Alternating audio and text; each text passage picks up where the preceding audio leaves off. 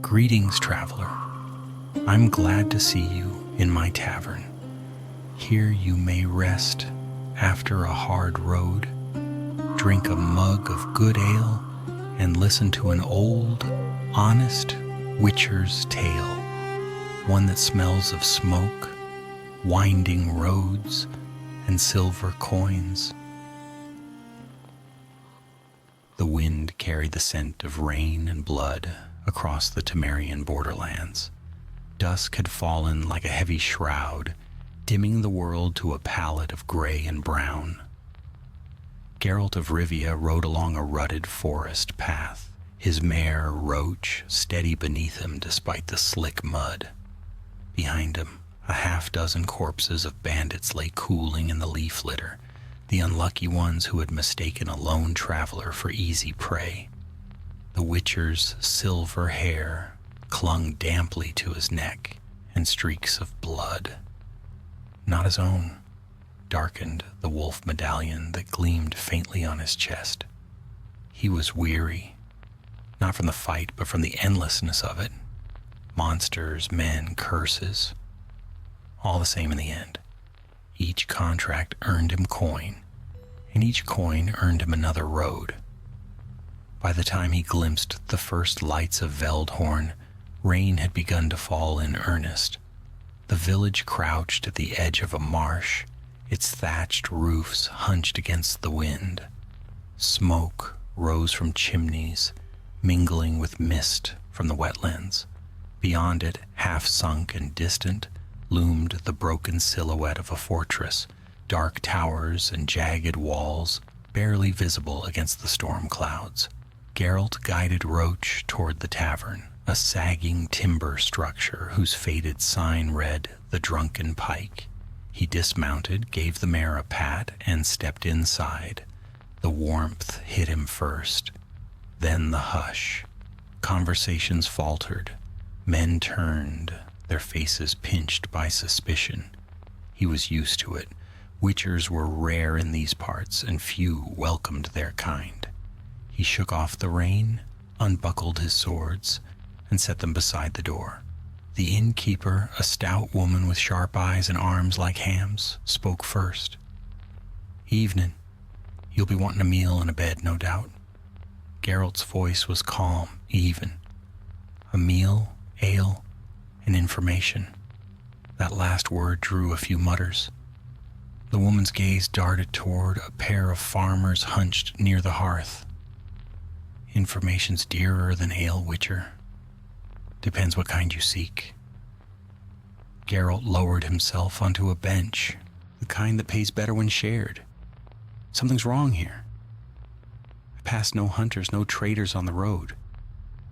Even the marsh seemed quiet." A hollow silence followed. One of the farmers spat into the fire, the other crossed himself. The innkeeper sighed and leaned closer, voice dropping to a whisper. "Quiet, aye, too quiet. Folks say it's the curse, the one on Kestrel Hold." Geralt looked up, pale eyes steady. "The ruins to the south?" "Aye," she said. "Old fortress. Used to guard the border back when Nilfgaard marched this way. Now it's just stones and ghosts. Travelers who go near don't come back. The alderman put out a contract, though I'd wager he's near giving up hope." "Why?" "Because 3 Witchers took that job before you." Her mouth tightened. None returned. Geralt took a slow sip of ale. The firelight caught the medallion at his throat. It trembled once, faintly, as if stirred by something unseen. "Where's the alderman?" he asked. "In the manor up the road. You'll find him if you follow the lanterns." Geralt rose, coin clinking on the table. "Keep the rest for the ale." He buckled his swords back into place, the steel and silver glinting dull in the lamplight, and stepped once more into the rain.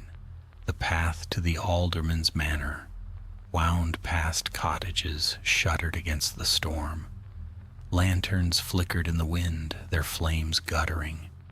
Somewhere a dog barked, then fell silent. Geralt's medallion pulsed again, faintly. a subtle tremor he had learned never to ignore. At the end of the lane stood a sturdy house of stone and oak. He knocked once. A nervous servant admitted him and hurried away. The alderman was waiting by the hearth, a gray-bearded man in a heavy cloak, eyes bloodshot from sleepless nights. He rose as Geralt entered. "You're the witcher they sent for?" "Seems so. Heard you got a problem that needs solving." The alderman gestured for him to sit. "Aye, though I wish I didn't. You've heard the name. Kestrel Hold. Used to be a garrison during the war. Now it's cursed. The soldiers stationed there, they died in one night. All of them. Some say by Nilfgaardian sorcery. Others that they turned on one another. We don't rightly know." "And since then?" Geralt prompted. "Anyone who goes near the ruins, hunters, scavengers, witchers, vanishes. The swamp gives nothing back. No bodies, no tracks. Only lights at night, drifting above the waters like lanterns. We called it the contract of no return." Geralt leaned back, considering. "Cursed battlefield. Likely specters. Maybe a wraith commander. Any survivors from that time?" The alderman nodded slowly. "One. Old soldier named Brennick. Lives by the mill on the northern edge. Drunk most days, but he fought at Kestrel Hold. Maybe he knows more." Geralt stood. "I'll speak to him." "Wait." The alderman hesitated. "If you can end this, Witcher, you'll have your coin. Double if it means peace returns to these parts, but if you value your life, don't go alone into those ruins after dark." Geralt's lips curved in the faintest ghost of a smile. "I don't plan to." Outside, the rain had thinned to a mist. In the distance, thunder grumbled like a restless beast, and far beyond the village, lightning illuminated the shattered outline of Kestrel Hold. Dark, ancient, waiting. Roach stamped her hooves as Geralt returned to the stable, her breath steaming in the chill air. He stroked her neck absently, eyes fixed on the horizon. "Looks like another cursed keep, girl," he murmured. "Let's hope this one's got an end to it." And with that, the Witcher turned toward the north road, where an old soldier's secrets and a curse born of betrayal waited to be unearthed. The next morning dawned gray and sodden, mist rolling off the marshes like breath from a slumbering beast. The village of Veldhorn stirred sluggishly beneath the pale light, its chimneys coughing out threads of smoke. Roosters crowed half-heartedly, and the smell of wet earth hung heavy in the air. Geralt was already awake. He had eaten, sharpened his blades, and polished the silver sword until it caught the faint gleam of dawn. Witchers didn't sleep long. The path rarely allowed such luxury. By the time most of Veldhorn's folk emerged from their homes, he was already on the north road, heading toward the mill. The air there was colder, laced with the tang of damp wood and decay. The old mill crouched by the riverbank, its wheel long still, its boards warped and moss-bitten. A shack leaned against its side, patched together with whatever wood and faith the owner could muster. Smoke curled from its crooked chimney. Geralt dismounted, boots sinking into mud. His medallion quivered faintly, not from danger, but from the residue of something old, something soaked into the land. He knocked once on the shack's door. "Go away," came a slurred shout from within. "Ain't buying nothing." Geralt's voice was steady. "Not selling either. The alderman sent me. I'm here about Kestrel Hold." A pause. Then the door creaked open, revealing a man who looked as if the years had been gnawing on him. Brennick was tall but stooped, his beard tangled, his eyes bloodshot and wary. A faded Temerian crest hung from his neck, cracked and tarnished. "You're a witcher," Brennick muttered, squinting. "Thought they'd all been eaten by now." "Not yet," Geralt said. "You were at the hold?" Brennick stiffened. His hands trembled as he reached for a flask and took a swig. "Aye. 30 years ago, maybe more. Back when I was fool enough to believe banners and oaths could save a man." "Tell me what happened." The old soldier hesitated, then gestured toward a stool. "Sit then, if you got the stomach for it." Geralt sat. The shack's interior smelled of damp straw, smoke, and the sharp tang of spirits. Weapons hung on the walls, rusted blades, dented shields, relics of a forgotten war. Brennick began slowly, his voice low and hoarse. "Kestrel Hold was a supply fort. We were to hold the line while the main force withdrew west. Commander Radowin led us, good man too noble for war. But Nilfgaard was fast, faster than any of us reckoned. One night they struck. No horns, no warning, just fire and screams." He rubbed his face with a shaking hand. "We held for hours. Then the mists came, thick, choking, wrong. Men started seeing things. Comrades who died minutes before walking again. Radowin ordered us to fall back into the courtyard. That's when I saw it." Geralt leaned forward. "Saw what?" Brennick's gaze grew distant. "A shadow. It wasn't Nilfgaardian, nor man, nor beast. It moved through the fire like smoke come alive, touched men and burned the life right out of them. When dawn came, the hold was silent. I ran and never looked back." "Anyone else survive?" Brennick shook his head. "No one. But sometimes when the fog rolls in, I hear the horns, the screams, like they're still fighting down there." Geralt said nothing for a while. Then quietly, "You said the mists came before the attack. Could have been magic. A summoning, a curse, something drawn by blood." Brennick's laugh was bitter. "Could have been the gods, could have been hell. All I know is that place ain't meant for the living." The Witcher rose. "I'll need directions to the hold." The old soldier hesitated. "Through the swamps 2 miles south of the Standing Stones. Follow the crows. There's always crows." He swallowed hard. "If you see Radowin, don't believe him. He wasn't the man we thought." Geralt gave a brief nod, then stepped back into the cold morning air. The mist had thickened, coiling low across the marshland. Crows indeed wheeled above, black specks against the pale sky. He mounted Roach and rode south. The trail soon turned to a mire, the earth sucking at the mare's hooves, water rippling with unseen life. He caught the glimmer of eyes once. Marsh wraiths, pale and watching from the reeds. They vanished as his medallion thrummed warningly.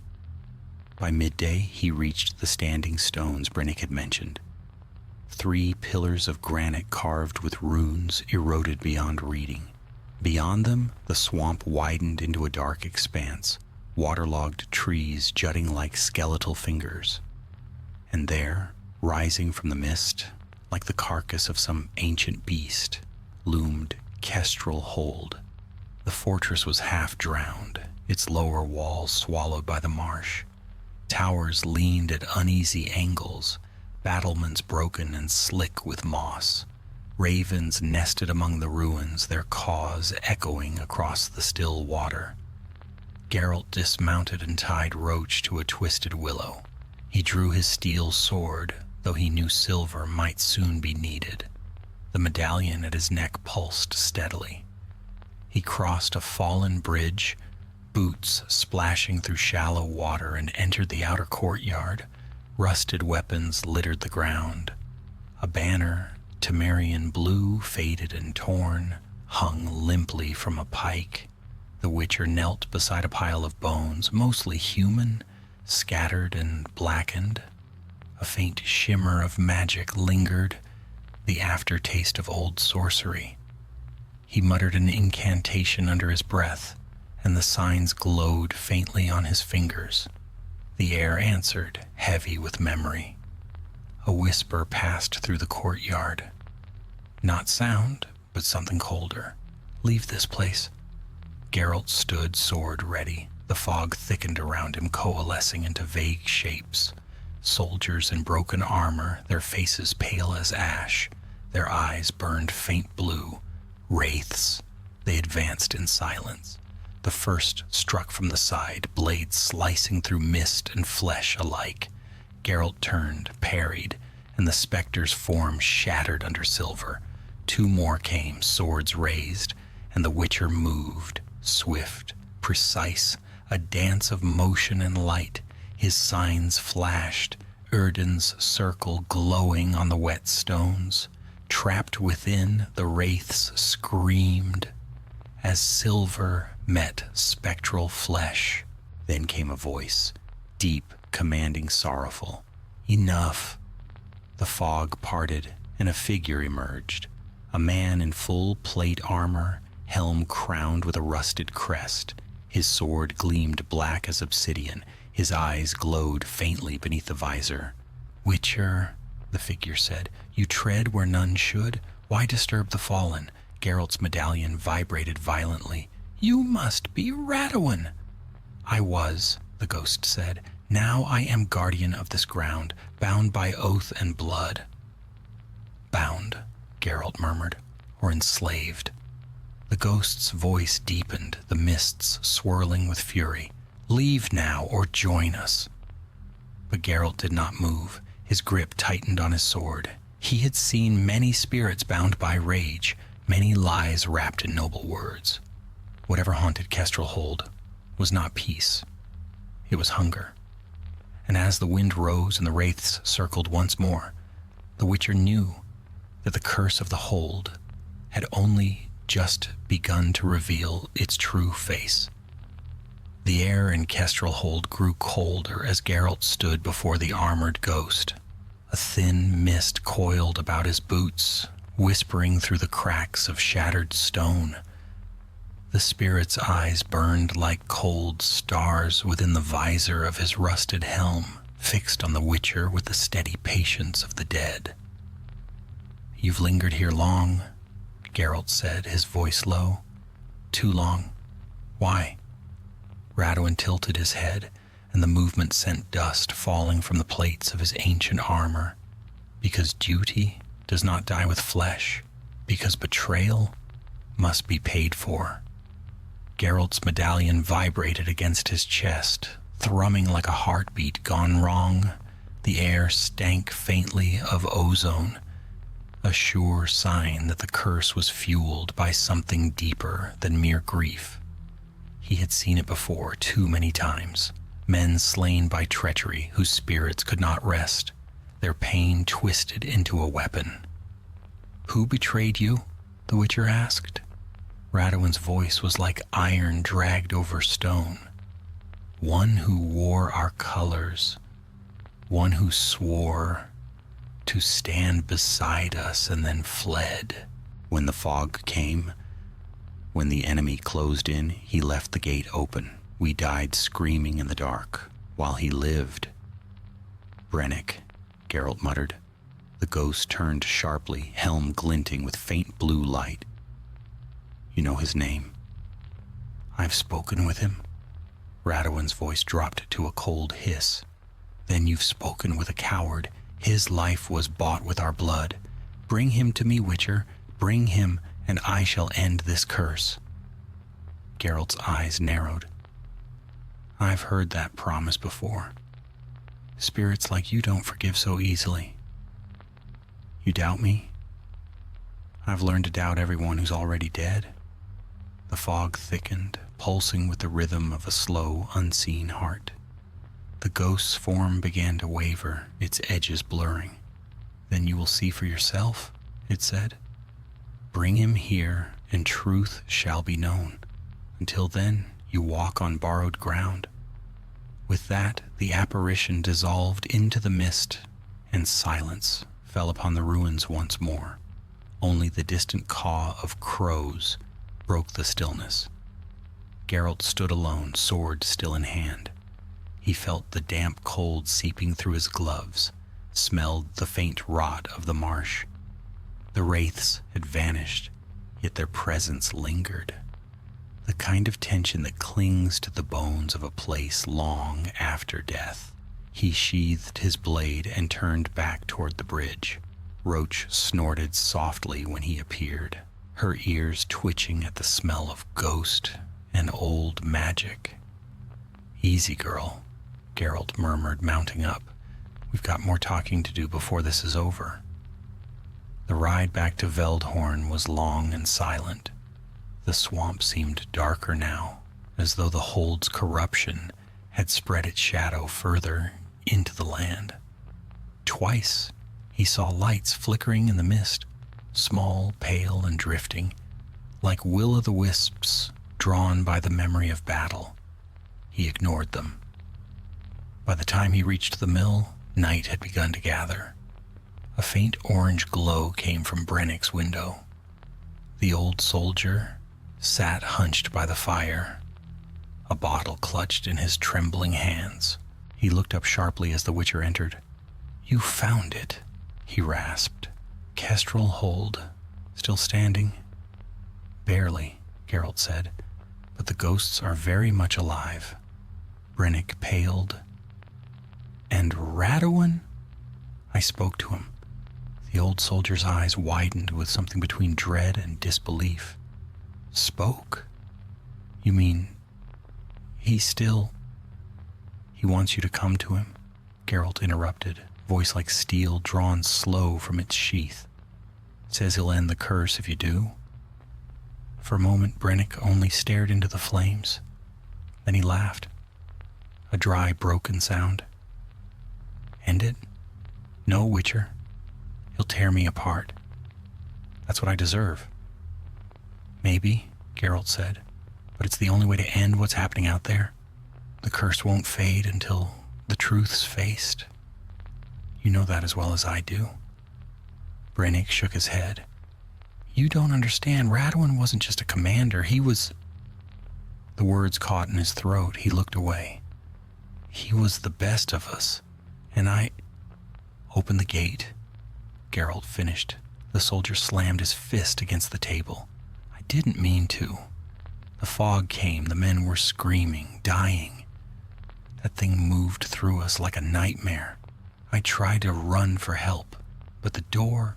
Gods, I don't even remember. One moment I was at the wall, the next I was outside and the gate was open. Then came the fire and the screams. His voice broke. For a long time, only the crackle of the hearth filled the silence.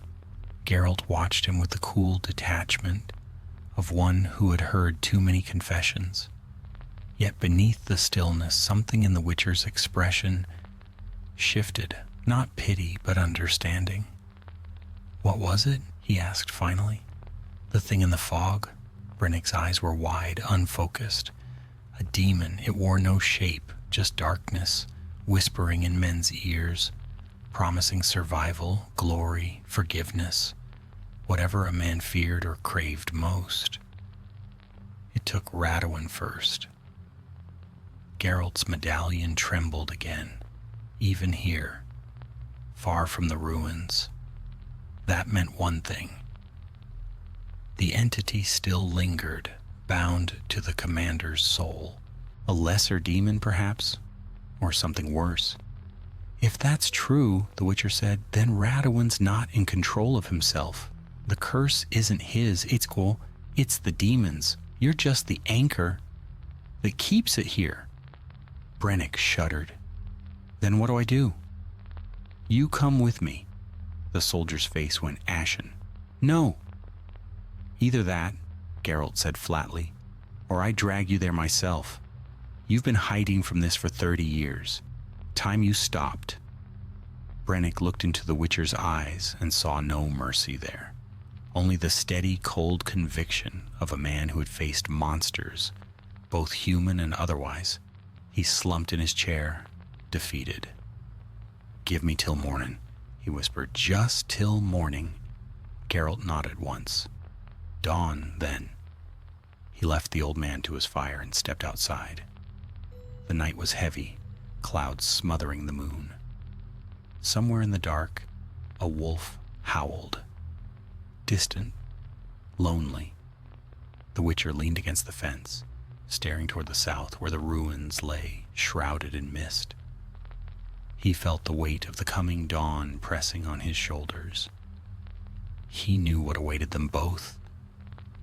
The confrontation with a curse too long unbroken, the truth buried beneath guilt and blood.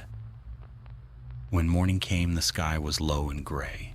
Brennick emerged from his shack, armor strapped clumsily to his aging frame, a sword belted at his side. His hands shook, but there was a strange calm in his eyes. "Ready?" Geralt asked. "No," Brennick said. "But I doubt that matters." They set off toward the marsh, the path narrow and winding. Crows followed, their cries echoing through the mist like omens.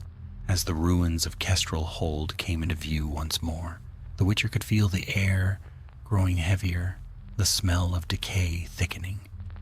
He glanced at the man riding beside him, weary, haunted, trembling, and wondered if Brennick would survive long enough to face the truth. Somewhere ahead the dead waited, and in their midst, something darker stirred, hungry still. The road back to Kestrel Hold was darker than before, the mists curling like pale serpents around the twisted trees. Every step the horses took sent ripples through black, stagnant water, and the croak of unseen frogs echoed through the swamp like laughter from something cruel. Geralt rode ahead, eyes sharp, hand resting on Roach's reins. Behind him, Brennick followed in silence, his old armor creaking softly with each movement. The Witcher had known many men like him, soldiers haunted by memories sharper than blades. Guilt was its own curse, often stronger than any spell. Still, he needed Brennick alive, if only to uncover the truth, binding the ghosts of Kestrel Hold. As they neared the standing stones, the Witcher slowed. "From here we walk," he said, dismounting. "The marsh is too deep ahead." Brennick nodded mutely, slipping from his saddle. He tied his horse beside Roach, then stared toward the ruins barely visible through the fog. "Feels wrong, coming back," he muttered, "like walking into my own grave." Geralt drew his silver sword. "You left a piece of yourself here long ago. Best to reclaim it before something else does." They waded through the mire, boots sinking into muck that smelled of rot and salt. Around them the swamp was alive with whispers, reeds rustling when there was no wind, faint shapes gliding just beneath the surface. Geralt's medallion trembled steadily now, a sign of the restless dead nearby. The path narrowed, leading to the remnants of a causeway, half swallowed by the water. Beyond it loomed Kestrel Hold, black and still, its towers stretching like broken teeth against the gray sky. Brennick halted. "I remember this bridge," he said quietly. "There were bodies here once piled high. We burned them to keep the plague from spreading." Geralt didn't answer. He stepped onto the stone, testing it. The air thickened instantly, a low hum rising from the ground, as if the ruins themselves remembered. Then came the first whisper, faint, pleading, and unmistakably human. "Captain, we held the gate. Why did you leave us?" Brennick froze. His eyes darted around, wide and glassy. "Did you hear that?" "Keep moving," Geralt said, voice like iron. The fog deepened. Shadows took shape around them. Translucent figures of men in battered armor, eyes burning with pale fire. They clutched phantom weapons, their mouths twisted in accusation. "Traitor," one hissed. "You left us to die." Brennick staggered back, trembling. "No, I tried to help." The wraiths advanced. Geralt stepped between them and the old soldier, his blade gleaming silver in the dim light. He drew a sign in the air, the Yrden glyph, flashing violet beneath their feet. The wraiths faltered, slowed within its circle. "Back to the mud with you," Geralt growled. "You'll have your reckoning soon enough." But their voices did not fade. "Bring him to the commander," they whispered, the words twining together like the hiss of snakes. "He waits." And with that they vanished, swallowed by the mist. Brennick sagged to his knees, gasping. "They remember. Gods help me, they remember." "Good," Geralt said curtly. "We're getting close." They crossed into the outer courtyard. The stones here were slick with algae and streaked with dried moss, yet the scent of blood still lingered, a faint metallic tang that no storm had ever washed away. A shattered banner hung from the gatehouse, the Temerian sun barely visible beneath grime and rot. Geralt knelt beside an old fire pit. Blackened bones were half buried in the mud, twisted in shapes no natural death could leave. "This was where they made their stand," he murmured, "and where the curse began." Brennick stared at the bones. "I can still see them. We were shoulder to shoulder, holding the line. Then the fog rolled in, thicker than smoke. Radowin shouted orders, but it wasn't him anymore. His voice, it wasn't his." Geralt's eyes flicked toward him. "You mean something was speaking through him?" "Aye." Brennick shivered. "He said the price must be paid. Then he cut down one of our men. Just like that. I ran. I was a coward, Witcher. I left them." Geralt's face was unreadable. "You ran from something no man was meant to face. That doesn't excuse it, but it explains enough." The ground beneath them trembled faintly. Geralt's medallion buzzed. A wind rose, swirling through the courtyard, carrying whispers and faint cries. Then the great doors of the keep groaned and opened slowly, though no hands touched them. Brennick swallowed hard.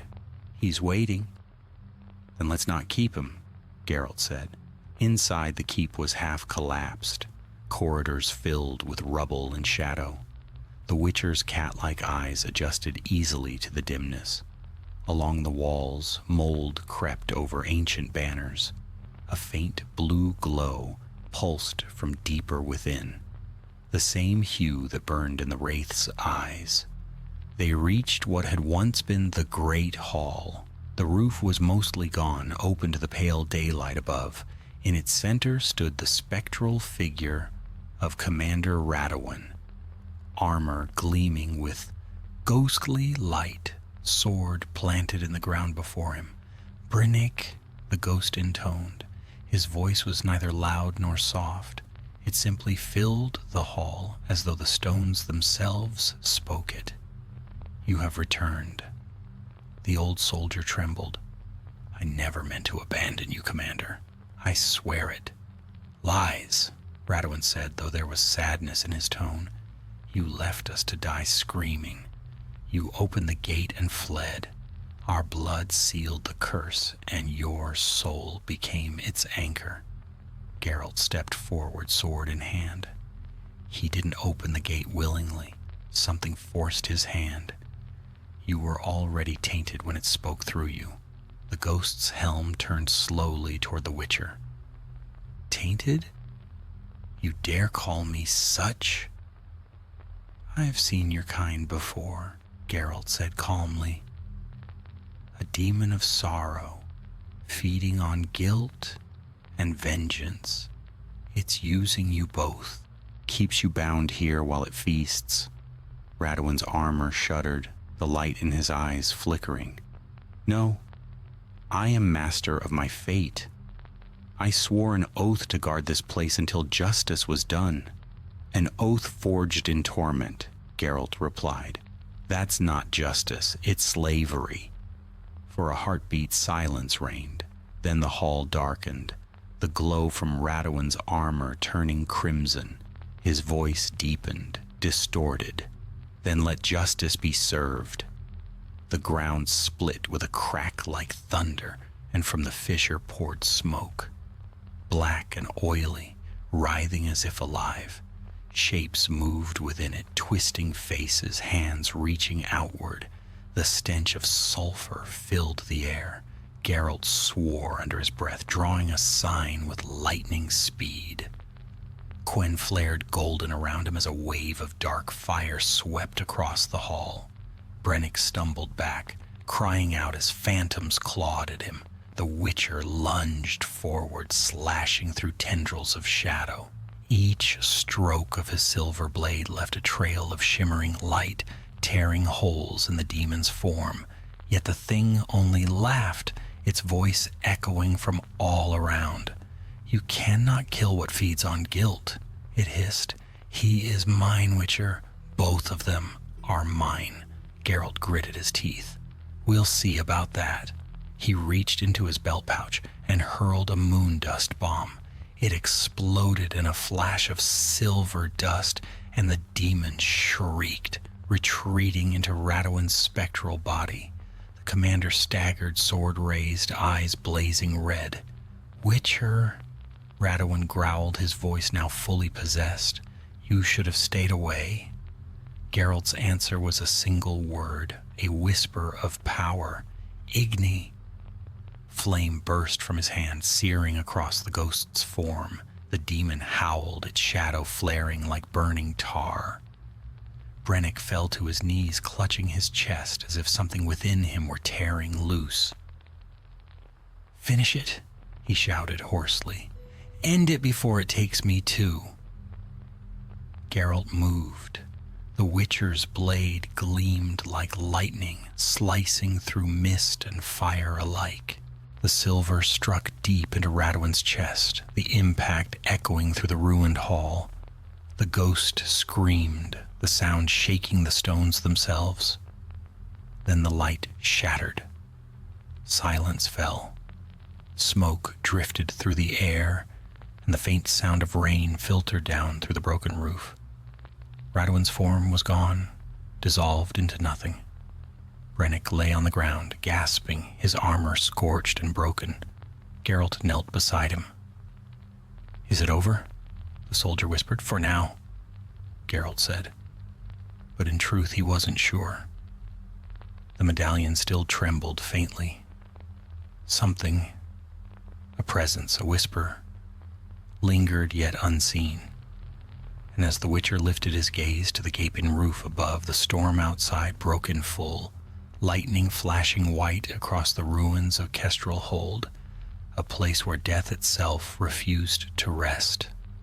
The storm raged through the night, lightning slashing across the blackened sky as thunder rolled over the marsh. Rain fell in relentless sheets, hammering the broken stones of Kestrel Hold, washing away years of grime and ghostly residue. The water ran red where it pooled around the shattered hall, as though the fortress itself bled after so many centuries of torment. Geralt stood at the threshold, cloak plastered to his shoulders, watching the lightning carve momentary shapes out of the darkness. He was silent, listening. The medallion at his throat no longer trembled as it had before, but a faint pulse still lingered, like the heartbeat of a dying beast, stubbornly clinging to life. Behind him, Brennick stirred. The old soldier's breathing was ragged, his face pale and lined with exhaustion. He sat slumped against a pillar, rain dripping through the broken roof onto his bent head. The battle had drained him. Though Radowin's spirit was gone, something in Brennick's eyes told Geralt the fight inside him was not yet finished. "Still alive," the Witcher said quietly, crouching beside him. Brennick gave a hoarse laugh that turned quickly into a cough. A disappointment, I'm sure. Not yet, Geralt replied, but you're weak. The curse may have broken its hold on the commander, but I doubt the demon's done with you. The soldier's gaze flicked upward, fearful. It spoke through him at the end, said we were both its prey. If it's not gone, it isn't, Geralt interrupted. It's been feeding on the bond between you and Radowin. You can't starve a beast like that with one sword stroke. You have to cut it off from what sustains it. And what sustains it? Brennick asked bitterly. Me? My guilt? Geralt said nothing. His silence was answer enough. He rose and surveyed the ruin. The hall's far wall had collapsed, opening a view of the flooded courtyard below. Through the rain, he could see faint ripples spreading across the black water, movement too deliberate to be the wind. "Stay here," he said. "Witcher." Geralt didn't wait. He descended the stone steps, boots splashing through puddles, until he stood once more amid the bones of the fallen. The air felt different now, no longer filled with cold hatred, but heavy, watchful, as though the ruins themselves waited to see what he would do next. He knelt and pressed his gloved hand to the mud. The faint hum of residual magic pulsed beneath his fingers, not demonic now, but human, the remnants of countless souls, freed yet unmoored. The curse had been their cage. Without it, they wandered lost. He drew a sign in the air, whispering an old exorcist's charm, one he had learned from a priest years ago. The runes flared faintly blue, then faded. The medallion stilled. For the first time since he had arrived, the swamp seemed to breathe easier. When he returned to the hall, Brennick was standing unsteadily, using his sword for balance. His face had gone even paler, his eyes sunken and haunted. "I felt it," he murmured, "when you said those words, like something inside me. Let go." Geralt studied him, then the bonds weakening. "Good," Brennick said, "because I can feel it trying to pull me back. Every time I close my eyes, I hear his voice, or what's left of it." "Radowin's gone," the Witcher said. The old man shook his head. "No, not him. The other one. The thing that took him." Geralt's jaw tightened. He'd suspected as much. The demon hadn't vanished when the commander's soul was freed. It had merely retreated, searching for another host. And Brennick, still tethered to his guilt, was the nearest door.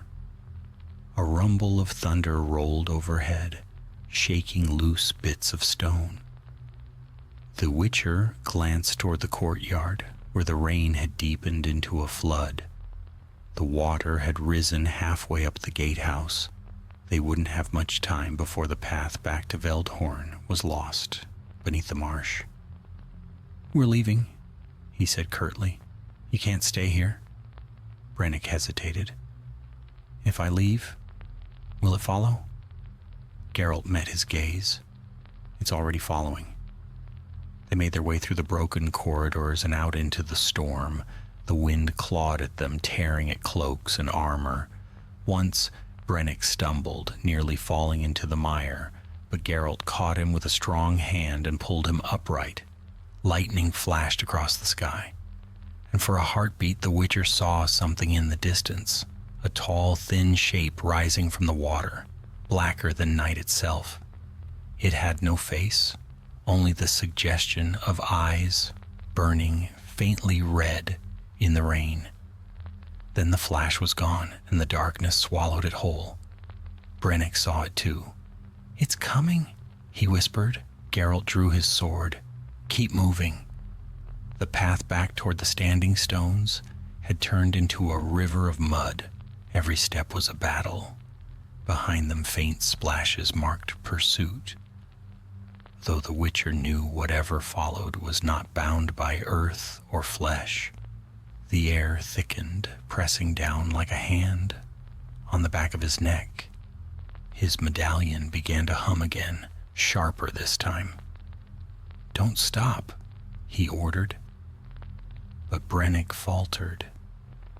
His face twisted with pain, his breath coming in ragged gasps.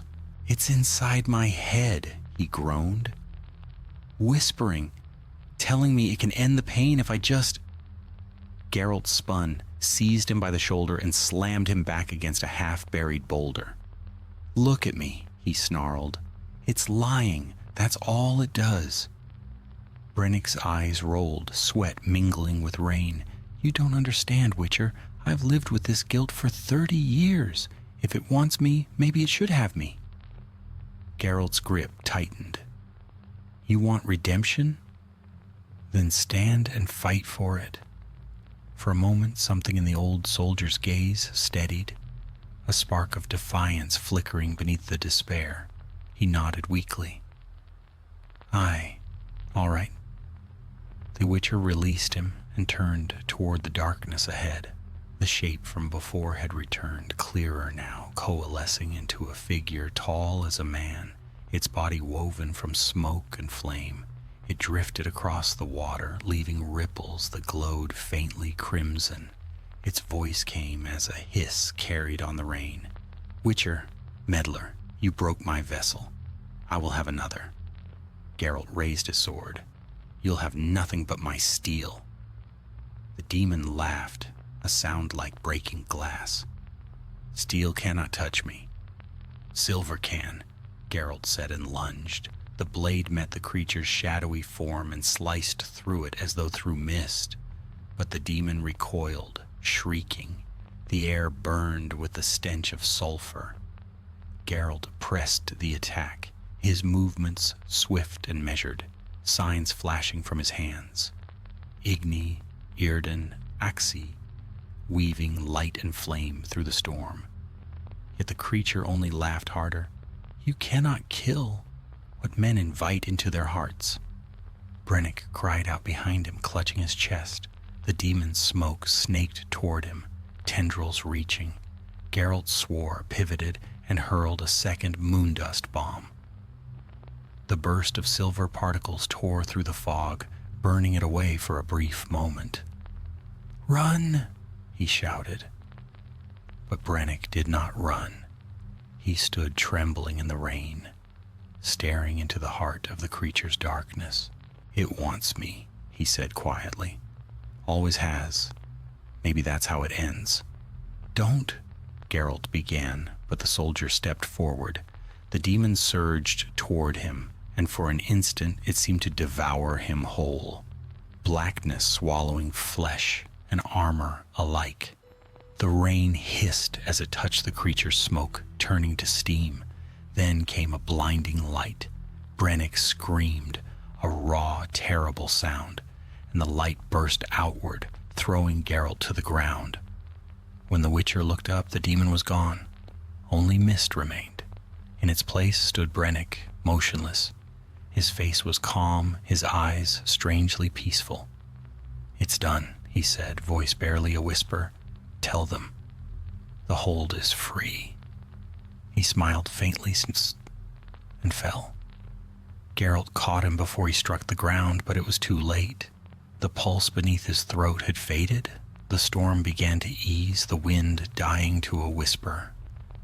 Above the ruins, the clouds broke apart, and for the first time in decades, moonlight touched the stones of Kestrel Hold. Geralt laid the soldier down gently, closed his eyes, and stood in silence. Another curse broken, another debt paid in blood. He sheathed his sword and turned toward the long road back to Veldhorn. The air was clearer now, and somewhere far away, the first dawn birds had begun to sing. Still, as he mounted Roach and looked once more toward the ruins, he thought he heard a faint voice carried on the wind. Radowin's perhaps, or Brennick's, murmuring a single word, "Thank you." Dawn came slow to the marshlands of Temeria. A thin mist clung to the water, and the rising sun bled pale gold through the clouds. The storm had passed, leaving the world washed clean and silent.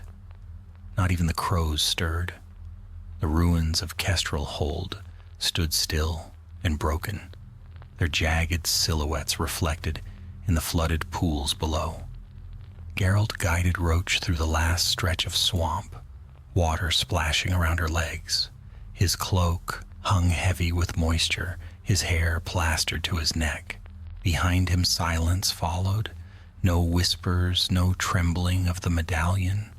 The dead had been laid to rest at last. Yet the Witcher's face was grim, his thoughts weighed by the memory of the old soldier's last words. He had seen too many endings like that, men seeking redemption through death. Witchers didn't pray, but Geralt hoped in his own wordless way that Brannick had found peace. When he reached the standing stones, the mist thinned, and Veldhorn came into view across the flats. A handful of thatched roofs and smoke rising from morning fires. Roach nickered softly, eager for dry ground. Geralt patted her neck. "Almost there, girl," he murmured. "You've earned your oats today."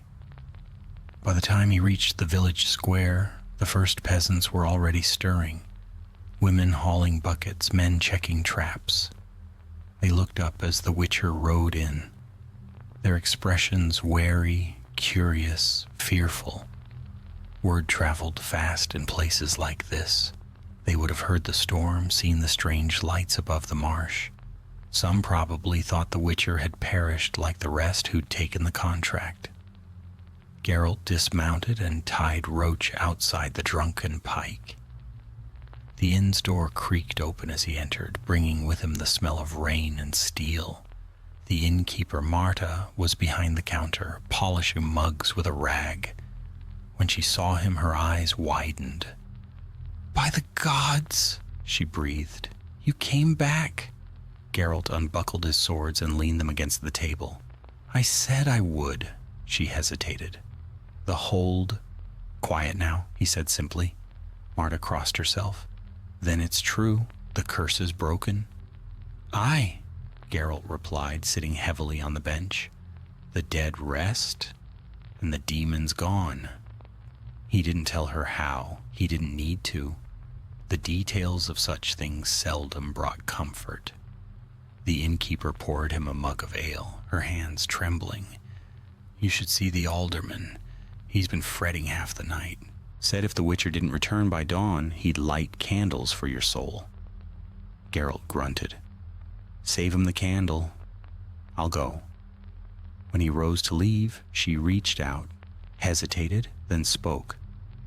"Witcher, my brother disappeared 2 winters ago, hunting near the ruins. If the dead truly rest now, will his soul find peace too?" Geralt met her gaze. If he was among them, then yes, they're free. Tears glimmered in her eyes. "Then thank you." Outside, the village seemed to exhale. Children's laughter echoed faintly from the fields. The dogs, long silent, barked again. Life was creeping back into Veldhorn, cautious but alive. Geralt made his way to the alderman's house, mud squelching beneath his boots. The alderman met him at the threshold, dressed in a fine wool cloak despite the morning chill. Relief softened his lined face. "Witcher, by Melitele's grace you live. We feared the worst." "You feared right," Geralt said. "It was worse than you thought." The man gestured him inside, where a fire burned bright in the hearth. "Sit, please. Tell me what you found." Geralt took the offered chair. "The curse began with betrayal. Your soldier Brannick. He fled during the fall of the hold, but not by choice. A demon had bound itself to their commander, Radowin. When the men died, their souls became its feast, tied to Brannick's guilt. The curse would have lasted until the bond was broken. And now, the alderman asked quietly. Now it's done, Geralt said. Both the commander and the soldier are dead. The demon destroyed. You'll have no more hauntings. The alderman's shoulders sagged, half from relief, half from grief. Brennick, poor soul, he suffered more than most. And the others, the ones who went before you, dead, Geralt said, but their spirits rest now. The alderman nodded solemnly, then opened a chest beside his chair. He withdrew a small pouch heavy with coin. Your payment as promised, and more. For your trouble? Geralt accepted it without counting. Keep your double pay, the contract's closed. The man blinked in surprise. You refuse coin? The Witcher's expression didn't change. The man who set the curse paid enough. He stood and slung his swords across his back. As he turned to leave, the alderman called after him. Where will you go now, Witcher? Geralt paused at the door. Wherever there's work. Outside, the rain had stopped entirely. The sky cleared, sunlight breaking through the clouds in pale, hesitant rays. Geralt walked to the stables where Roach waited, stamping her hooves impatiently. He tightened her saddle and mounted, casting one last look toward the south. From this distance, Kestrel Hold was little more than a smudge against the horizon, black stone half hidden in mist. But in the daylight it no longer seemed menacing, just ruins now. Empty, quiet, harmless. He turned the mare toward the road. The sound of hooves echoed through the village, and people peered out from their doors.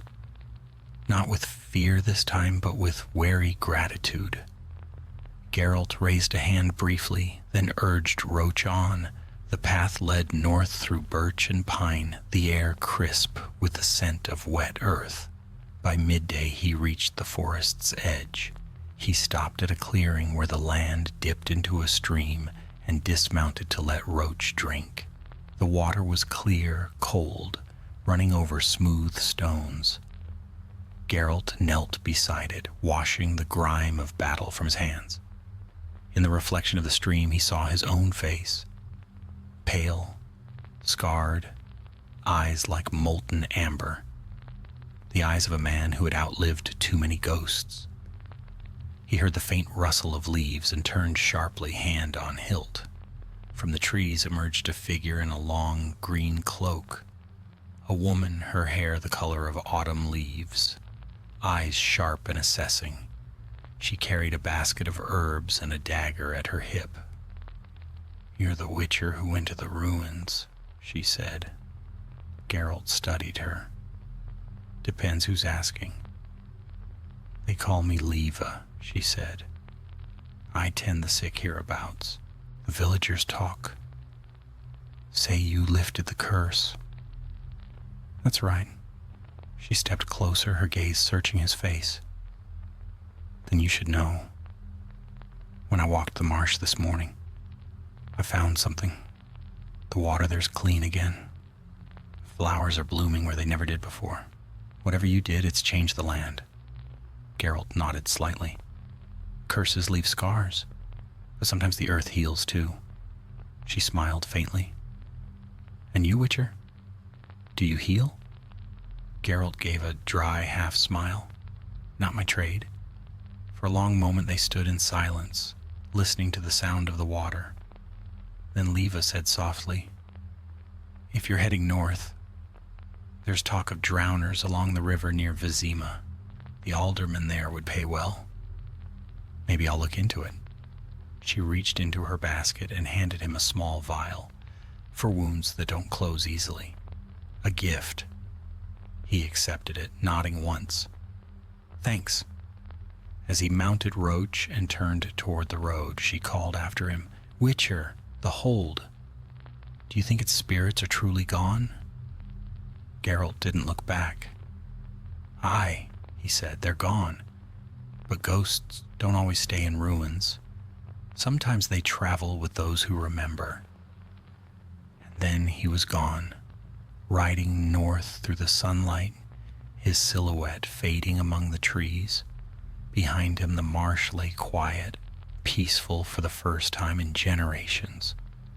But deep beneath the flooded stones of Kestrel Hold, where the water pooled black and still, a single ripple spread outward though no wind stirred. And in the dark beneath the ruins, something ancient and patient waited, dreaming of the day it might rise again. The path, after all, was never free of monsters. The path wound north through the forest, narrow and overgrown where the branches hung low enough to brush Geralt's shoulders as he rode. Sunlight filtered through the leaves in thin golden shafts, glinting off the steel of his blades. The air smelled of wet moss and pine, a welcome change from the rot and sorrow of the marsh. Roach moved at an easy pace, her hooves muffled by the soft earth. Geralt's mind, however, was not at ease. Too many ghosts clung to his memory. The look on Brennick's face before he fell, the flicker of peace in Radowin's eyes as he dissolved into mist, the quiet gratitude in the villagers' stares. He had done what was necessary as always, yet the silence that followed such work often felt heavier than any battle. He reached a ridge overlooking the river, its waters swollen from the recent storm. In the distance, the land opened into wide meadows, dotted with farmsteads and the faint smoke of distant hearths. A good day's ride would take him to the crossroads near Vizima. There would be new contracts there. Drowners in the reeds, perhaps, or Leshan stalking hunters in the forest. Monsters never ran out, only changed their shapes. He pressed his heels gently to Roach's sides. Come on, girl. The sooner we're there, the sooner we eat. The mare snorted as if in agreement, and they set off down the slope. By midday, the sun had burned through the last traces of fog. The forest grew thicker, the trees taller and older. Geralt's medallion gave a faint tremor, not strong enough to warn of danger, but enough to stir caution. He slowed Roach to a walk, scanning the underbrush. Nothing moved except the wind. Then he saw it, a shape hanging from a low branch ahead.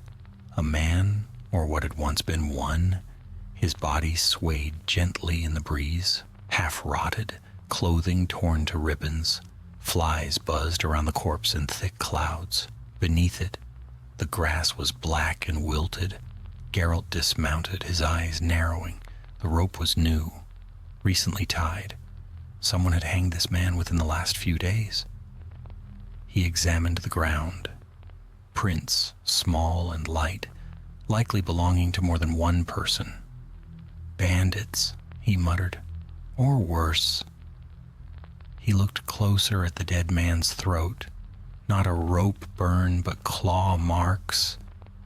Deep, ragged. The hanging had been for show. Whatever had killed him had drained his blood first. Geralt's jaw tightened. Not bandits, then. He drew a dagger and cut the body down. The corpse hit the ground with a wet thud. Geralt crouched beside it, sniffing. There was a faint metallic tang. Blood, yes, but mixed with something else. Rotting flowers, old perfume. A scent he recognized. Bruxa, he said softly. He stood and scanned the tree line. Bruxy rarely ventured this far north, but storms had a way of driving creatures from their lairs. If one had nested nearby, it wouldn't stay hidden long. And if the locals found her before he did, more bodies would hang from trees before the week's end. He mounted Roach and rode on, following the faint trail of footprints.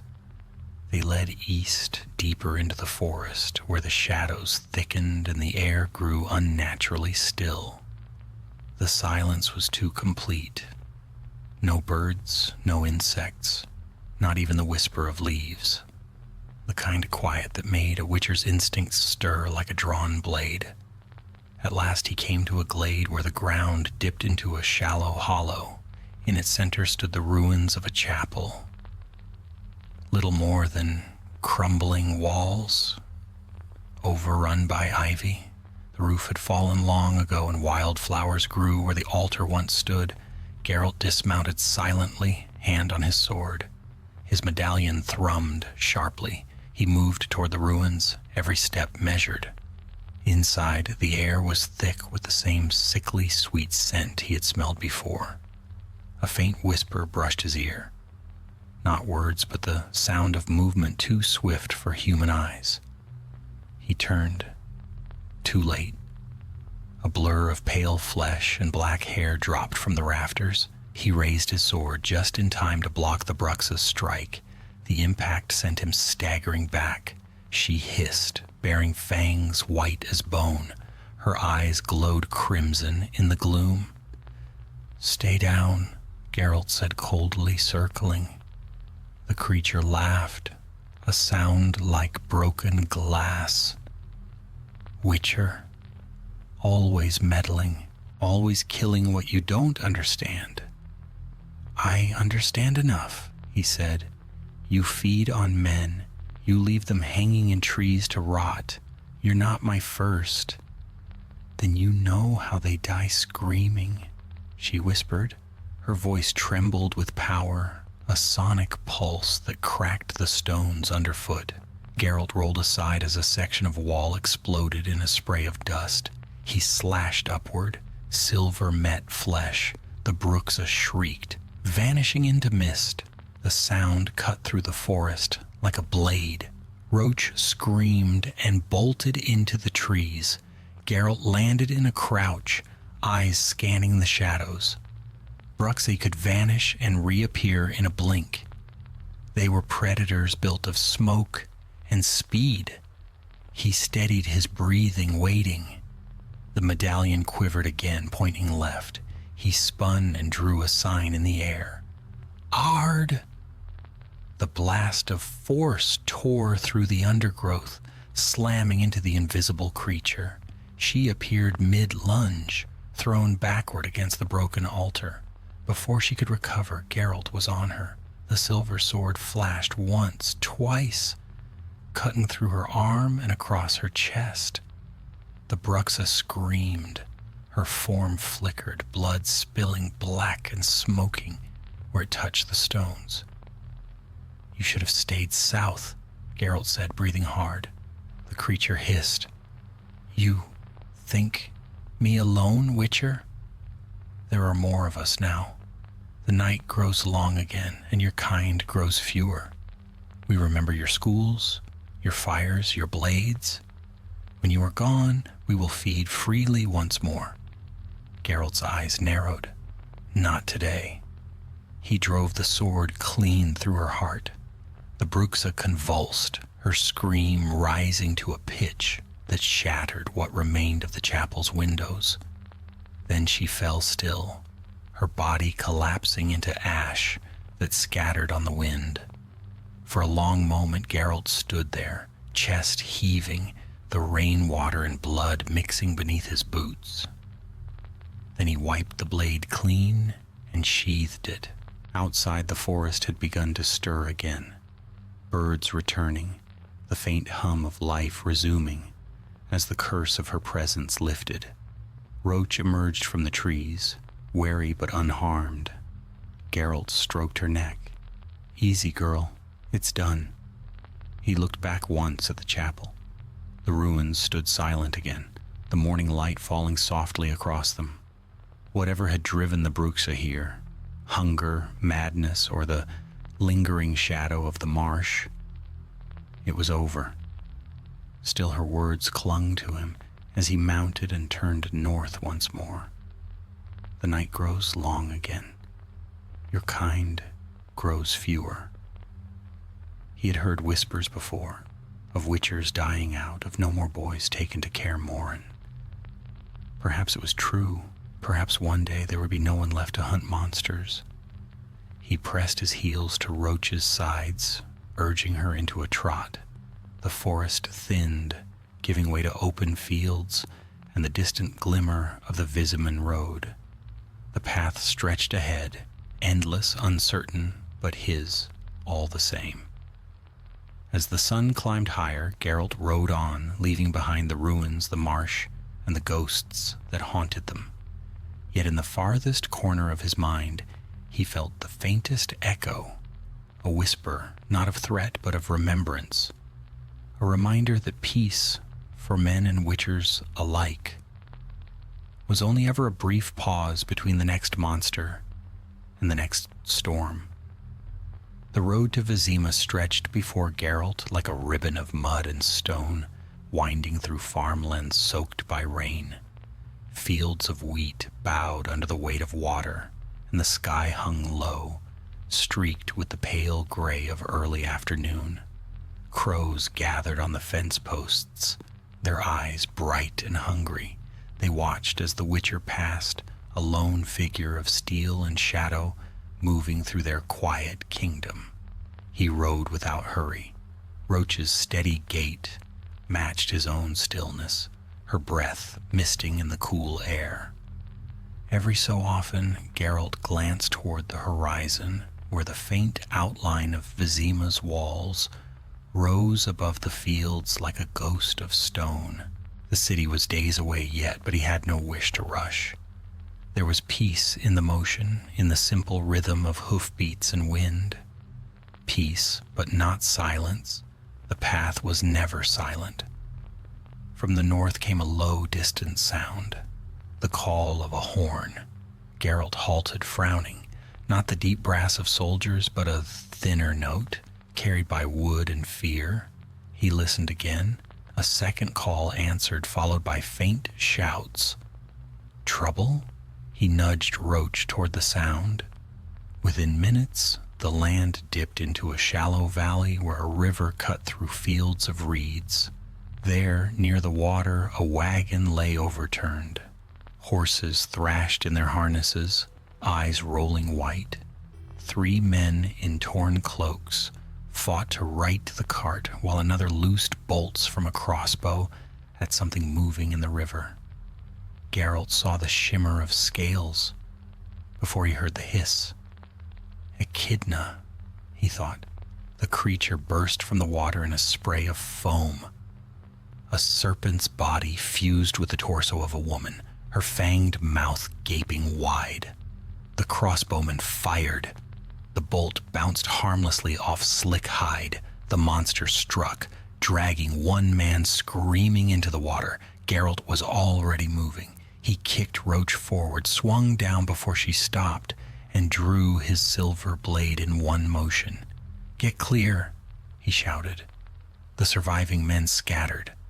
The Witcher ran toward the river, the medallion vibrating furiously. The Echidna reared from the shallows, blood trailing from her prey's shredded arm. Her eyes glowed amber, fixed on him. Geralt muttered a sign under his breath. "Quen!" And light flared briefly around him, forming a shield of shimmering energy. The monster lunged. He rolled aside, slashing upward as she struck. The blade bit deep into her flank, black blood spraying across the reeds.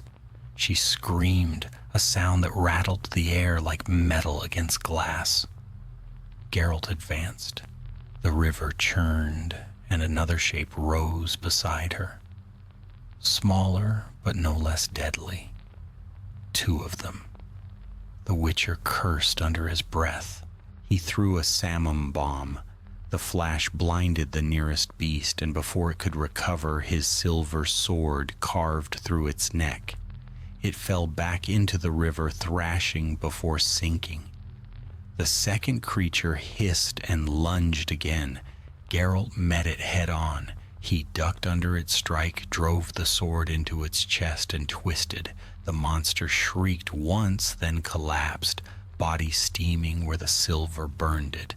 The river ran red for a heartbeat, then stilled. When it was over, the Witcher stood breathing hard, water up to his knees, sword dripping with black ichor. He wiped the blade clean and sheathed it before turning to the men. "Anyone hurt?" The oldest of them, a burly fellow with a gray beard and eyes like wet stone, stepped forward shaking. "One's dead. Gods bless you, Witcher. We'd have been next." Geralt nodded once. "Echidna pair. Nest must be near. You were lucky."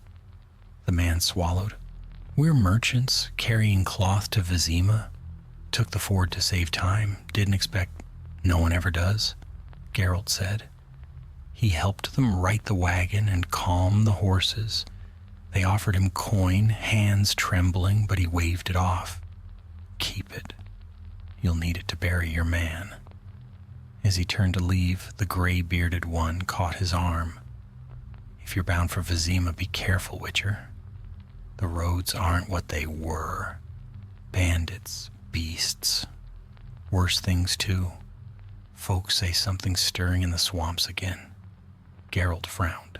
"Swamps?" "Aye," the man said. "Down near Hedder's Crossing. Fishermen go missing. Lights in the fog, same as those you find near graveyards. The alderman sent word for hunters, but few dare go." The Witcher's expression darkened. He had hoped to leave the marshes behind. Yet fate, it seemed, had other plans. "I'll see to it," he said, and mounted Roach once more. By dusk, the land grew wilder. The road turned from packed earth to gravel, winding through low hills where the mist began to gather again. The scent of brine and rot reached his nose. Swamp air, heavy and old. Geralt slowed Roach, letting her pick her way carefully between pools of stagnant water. Fireflies flickered in the twilight. For a time the quiet was almost pleasant, until he noticed that some of those lights were moving against the wind. "Not fireflies," he murmured. The will-o-wisps drifted closer, glowing pale blue. They danced across the bog like spirits, leading toward a cluster of twisted trees ahead. Geralt felt his medallion hum once, faint but insistent. He dismounted, tying Roach to a branch, and drew his silver blade again. The ground beneath the trees was soft and treacherous. Bones jutted from the mud. Animal, human, hard to tell. A shallow pool shimmered faintly, reflecting the pale lights above it. Then the whisper came. "Witcher." He froze. The voice was female, distant yet near, curling through the mist like a song half remembered. "Another hunter," it said softly. "Another fool who thinks silver can save him." Geralt turned slowly. Between two trees stood a figure, tall, draped in rags that clung to her like a second skin. Her face was hidden by a curtain of wet hair, and the light from the wisps burned in her eyes. A rusalka. "Silver's never saved anyone," Geralt said evenly, "but it keeps me alive." The creature smiled, lips pale as bone. "You killed my sisters. I've killed many monsters. You think us monsters?" She tilted her head. "We were women once. Men drowned us, buried us in mud. The river took us, but it never forgets. Do you, Witcher? Do you forget the faces of those you've slain?" Geralt's expression did not change. "No, but I don't let them stop me either." The rusalka's smile vanished. "Then join them." The water erupted. Two more shapes surged from the pool, corpses given life by malice, their eyes burning blue. They rushed him with claws like sickles. Geralt spun aside, slicing the first across the chest. The second lunged. He caught it on his blade, twisting hard. "Yrden," he growled, slamming his hand to the ground. The circle flared beneath his boots, glowing violet. The wraiths froze, their movements slowing. He struck again, clean and sharp. One fell, the other dissolved into mist. The rusalka screamed. Her song rose, sharp and shrill, shaking the trees. Geralt staggered, clutching his ears as blood trickled down his neck. through the pain, he moved, fast, certain, and his sword found her heart. The scream cut off. The body fell, melting into the water until nothing remained but ripples and silence. The Witcher straightened, breathing hard. The wisps faded one by one, and the swamp fell quiet again. He sheathed his sword and wiped the blood from his ear. "I didn't forget you," he said quietly. "None of you." Then he turned back to Roach, the night closing around him like a cloak. Ahead lay Vizima, still distant, and with it the promise of rest, though Geralt knew well that rest for his kind was only another word for waiting. The path stretched on, as it always did, through shadow and mist, through monsters and men, and in its silence the Witcher rode, bound to duty, bound to fate, bound to the endless weary work of keeping darkness at bay. Night had deepened by the time Geralt left the swamp behind. The moon was a pale coin hung among drifting clouds, and the fields stretched endless and silver under its light.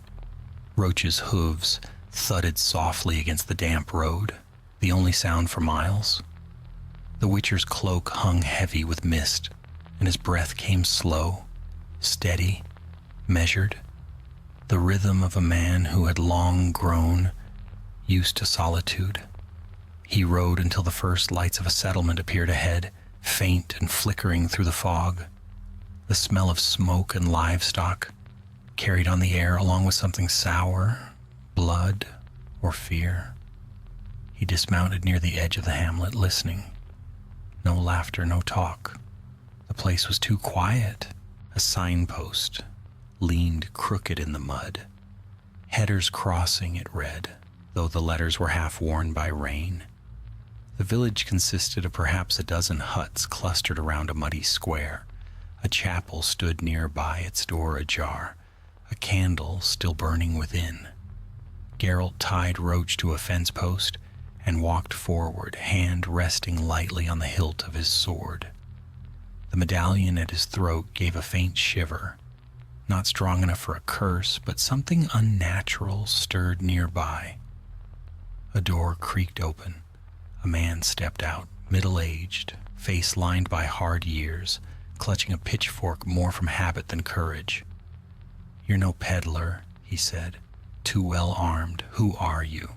"Witcher," Geralt replied simply.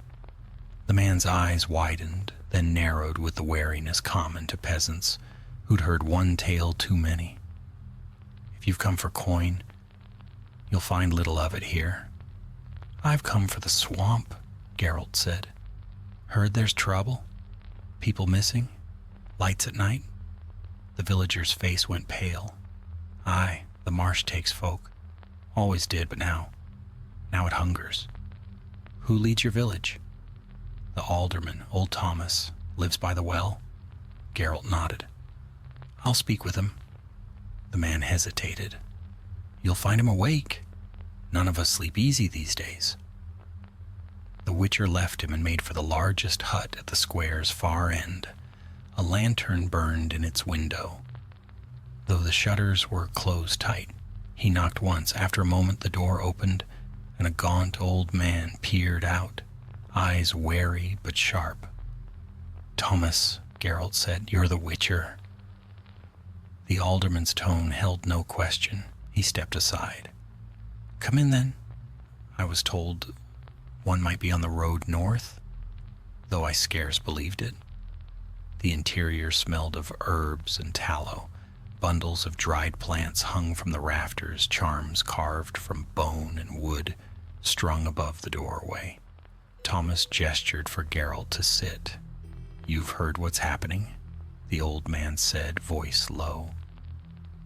"We lose one every few nights. Men, women, doesn't matter. Always near the river. Some say drowners, others ghosts. The priest called it divine punishment, though he himself vanished 3 days ago." Geralt leaned back, arms folded. "Any survivors?" "One." Thomas poured a cup of something strong and pushed it toward him. Boy named Derek, fisherman's son. Found him wandering the banks at dawn, soaked to the bone, eyes white as chalk. Hasn't spoken since. Where is he? In the chapel. I thought, well, if he's cursed, better to keep him close to the altar. Geralt drained the drink and stood. Show me. The chapel was small, its wooden walls warped by age. Inside, the air smelled of wax and mildew. A single candle flickered before the altar, throwing long shadows across the pews. In the front row sat a boy of perhaps 15, wrapped in a blanket, staring into nothing. His skin was pale and damp, as though he'd just crawled from the river. Geralt approached quietly. Derek? No response. He crouched before the boy, studying him. The medallion stirred again, faint but constant. Magic clung to the child like a fog. The Witcher spoke softly. You went to the marsh, didn't you? Tell me what you saw. The boy's lips moved. A whisper escaped, barely a breath. She sang to us. Thomas shuddered. He said that before, always the same words. Geralt's eyes narrowed. Describe her, Derek. The boy blinked slowly, pupils wide and dark. Her voice was beautiful. Said she could bring them back, the ones we lost. Father went first, then the others. I tried to follow, but she stopped singing. Who? Geralt asked. The Rusalka? The boy's face twisted suddenly, eyes rolling back. Not Rusalka, he hissed. Older, deeper, the lady. Then he screamed, a sound so piercing the candle guttered out. Geralt caught him before he fell. The boy convulsed once, then went still. His pulse fluttered weakly. When Geralt looked down, he saw faint black veins spreading from the child's throat toward his chest. Poison, he muttered, but not natural. Thomas crossed himself. By the gods.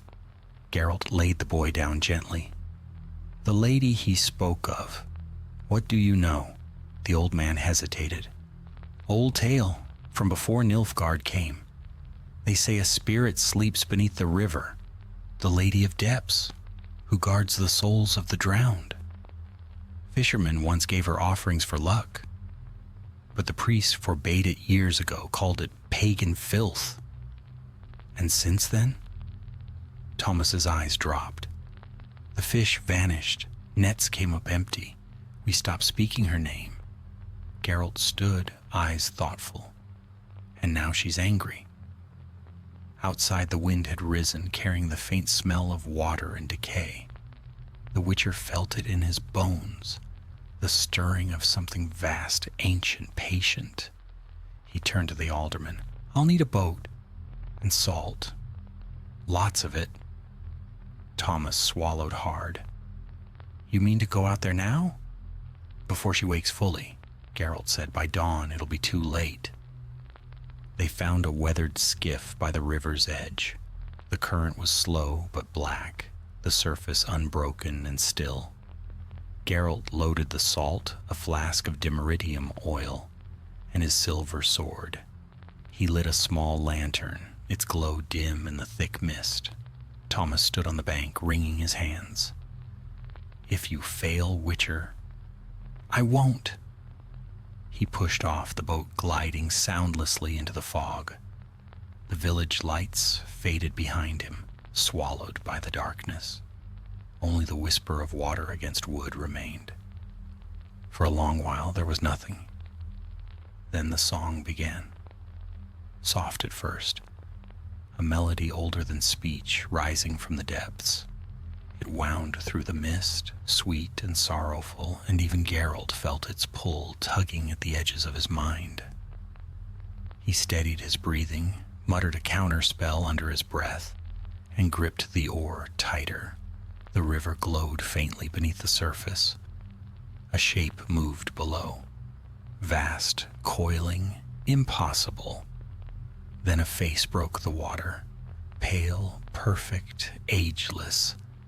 Eyes like pearls, "Witcher," she whispered, voice echoing across the stillness. "You disturb my rest." Geralt stood, sword drawn. "You've taken too many. They came willingly, seeking what was lost. I gave them peace. You gave them death." The lady smiled. "Is there a difference?" The water surged. The boat rocked violently. Geralt leapt aside as a tendril of black water struck where he'd stood, shattering the boards. The river boiled with power. "Peace for the dead," she said, "and peace for you, Witcher." Geralt's medallion burned cold. He whispered a sign, Erden, and light flared beneath the boat, a circle of binding magic. The water stilled for a heartbeat, then exploded upward. The fight had begun. Steel sang in the mist. Silver clashed against water given shape, each strike tearing through magic thick as tar. The lady screamed, her voice shaking the air, and the river rose to claim him. Geralt moved faster. Salt hissed as he hurled it into the water, the circle glowing brighter. The spirit recoiled, her beauty unraveling into something vast and skeletal. "You cannot bind the river," she hissed. "Maybe not," he growled, driving his blade through her heart. "But I can end what it feeds on." The light flared, blinding white. When it faded, the river was still again, the mist lifting to reveal the faint blush of dawn. The lady was gone. Only ripples remained. Geralt sat in the ruined boat, breathing hard, the sword across his knees. The medallion was still. He looked toward the shore, where the first rays of sunlight touched the reeds. The curse of Hedder's crossing was broken, but as he rowed back through the quiet morning, he couldn't shake the echo of her words. Is there a difference? For Witchers, perhaps there never was. When Geralt returned to Heddar's crossing, dawn had settled pale and cold upon the village. Mist rose from the river like the breath of something slain, curling around rooftops and fences before dissolving in the newborn light. He pulled the battered skiff ashore, boots squelching in the mud, and stood a long moment in silence. The water behind him was calm once more, reflecting the sky in perfect stillness. Thomas and a few others waited near the bank. Their faces were drawn, hollow from sleeplessness. They had seen the lights on the river during the night, heard the echo of the lady's cry when she fell. Now they looked upon the Witcher with mingled awe and dread, a man returning from where no man should tread. "Is it done?" Thomas asked, voice trembling. Geralt nodded once. "She's gone. The river's yours again." The old alderman let out a long, shaky breath. "Melitele's mercy. We thought you'd been taken, like the others." Geralt glanced back toward the water. "I was nearly invited." Thomas's gaze followed his. "And the boy, Derek?" "He'll live," the Witcher said. "The poison will fade by noon. He'll sleep for a day or two, then wake. Tell him not to listen for songs again." The villagers murmured prayers of thanks. One woman stepped forward, holding a loaf of dark bread wrapped in cloth. "Please," she said softly, "a small thing for saving our kin." Geralt shook his head. "Keep it. Feed the boy instead." He turned toward the path leading north, but Thomas caught his arm. "There's talk, Witcher," he said. "Word of shadows stirring along the river banks, even before this curse. Travelers gone missing between here and Vizima. Some say Nilfgaard's spies. Others say worse." Geralt's pale eyes met his. "There's always worse." He left the village as the sun rose, its light catching the damp grass and glinting on his silver sword. Behind him, Hedder's crossing came slowly back to life. Doors opening, fires rekindled, voices rising once more. But the Witcher did not look back. The road north wound through low hills and stands of birch. The air grew warmer as morning deepened, filled with the buzzing of insects and the soft rustle of leaves. Yet beneath the peace, Geralt felt unease stirring. His medallion had been quiet since the river, but instinct, that unerring sense honed through years of blood and silence, told him the lady had not been the only shadow haunting these lands. Near midday, he came upon a ruined watchtower overlooking a bend in the road. The stone was cracked and ivy-choked, its flag long fallen. He reined Roach to a halt and studied the ground. Tracks, many, overlapping, old and new. Boot prints, horses, and something else, larger, barefoot. The earth was scorched in places, the grass flattened by heat. Geralt crouched, fingertips brushing the blackened soil. Draconid, he muttered. Wyvern, maybe, not long gone. He followed the tracks west toward a rocky rise. The air smelled faintly of carrion. Soon he saw bones scattered among the stones. Deer, goats, and one man. What was left of him, at least. His armor bore the sigil of Temeria's patrol. The breastplate was crushed inward, the ribs beneath splintered like reeds. Geralt drew his sword and looked skyward. The clouds drifted lazy and white, but high above, something vast moved against the light, a shadow circling. Right, he murmured, not a wyvern. The creature stooped from the clouds with a shriek that split the air. Sunlight flashed on its scales, green-black, edged in gold. A fork-tail, smaller cousin of the dragon, but no less deadly. It dove straight for him. Geralt rolled aside as the beast struck, claws tearing a furrow in the earth where he'd stood. It wheeled back, wings beating thunder from the air. He slashed as it passed, his silver blade grazing one wing. The fork-tail roared and climbed, blood trailing from the wound. The Witcher muttered an incantation and cast Ard. The blast of force struck the creature mid-flight, throwing it off balance. It crashed against the hillside, stone and dust exploding in all directions. Geralt ran, closing the distance before it could rise. The fork-tail turned its head, eyes blazing gold. Its tail lashed, barbed tip hissing through the air. Geralt ducked low, feeling it whip past close enough to sting his cheek. He lunged, driving the sword deep into the beast's flank. The creature screamed. Its claws raked the ground, catching Geralt's shoulder. Pain flared white-hot, but he did not falter. He pressed forward, twisting the blade until it struck the heart. The fork-tail shuddered once, wings folding. It collapsed with a final, ragged breath. Geralt stepped back, blood dripping from his sword arm. He cleaned the blade on the beast's leathery wing, then crouched to inspect the corpse. Fork-tail male, adolescent, he murmured, no lair nearby, hunting alone. That was unusual. Draconids rarely strayed so far from their nests without reason. He examined the wound along its flank, an older one, half-healed, as though it had fought another of its kind. Something was stirring in these lands, drawing monsters where none had lingered for years. He collected a few scales and a vial of venom for trade, then turned back toward Roach. The mare stood calmly, though her ears flicked warily at the smell of blood. Geralt stroked her neck. Don't worry, it's dead. For now. They rode until evening, reaching a narrow gorge where the road followed the river once more. Smoke rose from beyond the next bend, the thin, steady line of a campfire. Geralt slowed Roach and approached on foot.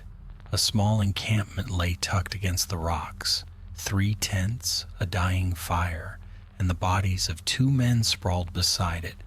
One was Temerian by his armor, the other wore the black of Nilfgaard.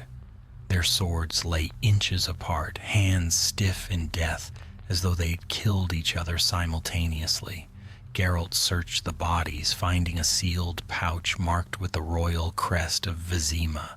Inside were letters, orders, maps, coded reports. Spies indeed, as Thomas had warned. But that was not what made the Witcher pause. In the dirt between them, drawn hastily in blood, was a symbol. A circle with 3 slashes across it. A mark he recognized all too well. "Wild Hunt," he whispered. The air grew colder at the name. The medallion trembled faintly, almost like fear. He looked east, where the sun was setting in a blaze of crimson, and thought he saw movement far off. Riders against the horizon, too many to count, their shapes wreathed in mist. Then the vision was gone, leaving only the darkening sky. Geralt stood a long while staring into the distance. When he finally mounted Roach, the first stars had begun to show. He did not look back at the dead spies or their camp. The path wound onward, as it always did, through shadow and blood, through rumor and storm. And as the night gathered around him, the Witcher felt once more that quiet certainty, as familiar as the weight of his swords. Something was coming. Something older than war, older than curses. And for the first time in many months, Geralt of Rivia whispered to the empty road, "Let it come." The next morning broke cold and brittle. The world seemed washed of color, the hills painted in ash and frost. Geralt had camped by the edge of the gorge, fire long since burned to embers. He rose before dawn, as was his habit, checked his blades and stood, listening to the slow pulse of the river below.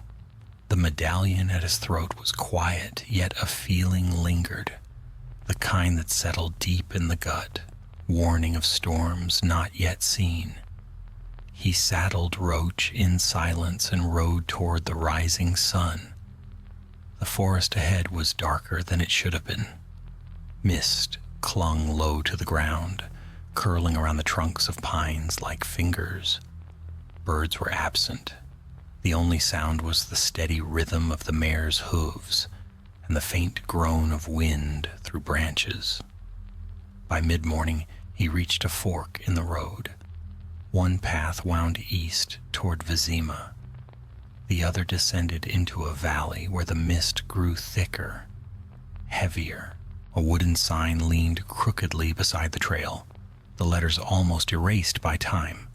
Only 2 words remained: Dusk Hollow. Geralt studied the sign for a moment. He had heard the name once before, spoken by a bard in Oxenfurt, a place cursed by silence, where travelers vanished without trace.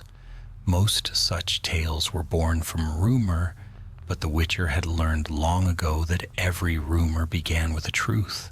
He turned Roach down the valley path. The air cooled as they descended. Trees gave way to open ground covered in tall, yellowed grass. The mist thickened until it swallowed the horizon.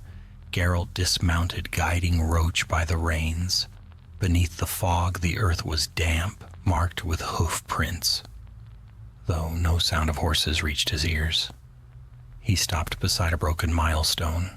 The runes carved upon it were ancient, predating the Empire.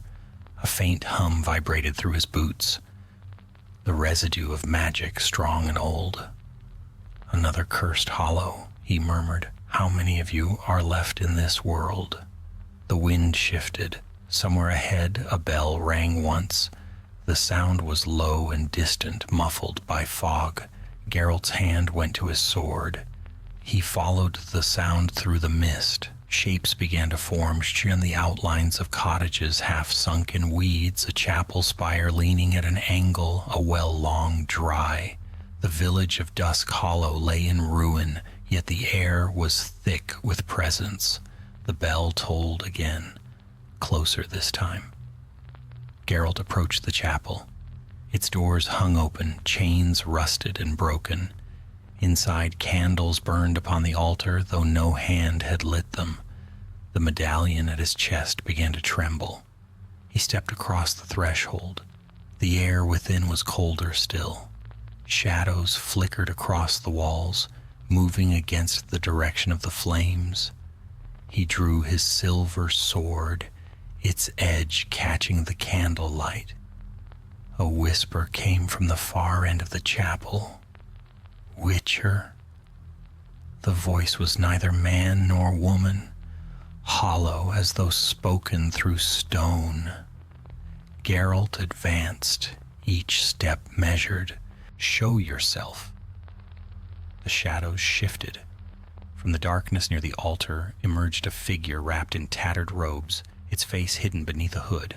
The faint glow of eyes burned from within, dull and gray. "You hunt monsters," it said, "yet you tread their ground freely." Geralt's voice was calm. "A monster's ground is as good as any, provided I leave it cleaner than I found it." The figure tilted its head. "Bold words for one who carries the scent of the grave. Comes with the trade." The hooded being raised a hand. The candles flickered, then went out. Darkness swallowed the room. Only the faint shimmer of the Witcher's cat-like eyes pierced it.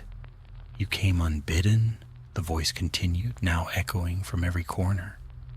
"Dusk Hollow is bound by oath and blood. It does not welcome the living." "I've been unwelcome in worse places," Geralt said, and drew a sign in the air. "Ard." The blast of force tore through the dark, scattering the mist. For an instant, the figure was revealed. A pale man with hollow eyes and skin that shimmered like glass. Not wraith nor specter, but something older. A mirror spirit, bound to reflection, neither wholly dead nor alive. It smiled, thin and cruel. "You cannot break what is bound."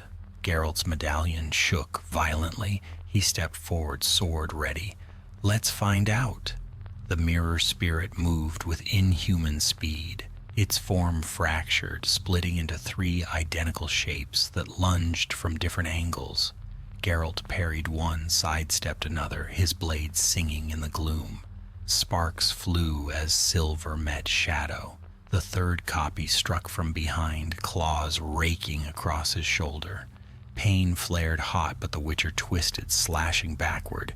His blade cut through illusion, and for an instant the spirit screamed. All 3 forms wavered, then merged again into one. "You bleed," Geralt said quietly. The spirit hissed. "You understand nothing." It raised both hands, and the walls of the chapel shimmered like rippling water. Reflections bloomed on every surface, hundreds of them, each showing Geralt's image distorted, twisted, multiplied. He felt the pull, the dizziness of mirrored magic, reality blurred. In one reflection, he saw himself laughing with blood on his teeth. In another, burning beneath the sun. In another still, kneeling before a figure he could not see. "See yourself, Witcher," the spirit whispered. "See what you truly are." Geralt shut his eyes. He had learned long ago not to trust what monsters showed him. He focused on the feel of the ground beneath his boots, the weight of his sword, the rhythm of his breath. When he opened his eyes again, he moved, fast as thought. "Urden." The glyph flared at his feet, violet light snapping through the dark. The mirrors cracked. The spirit shrieked, staggering as its own reflections turned against it. Dozens of pale faces twisted in agony within the shattered glass. Geralt struck once, twice, thrice. The blade cut through mist and memory alike. With the final blow, the spirit split apart, its body shattering into shards of light that fell like snow. Silence followed. The candles rekindled themselves, burning low and steady. Geralt lowered his sword, breath misting in the cold. The chapel was still again, the curse lifted.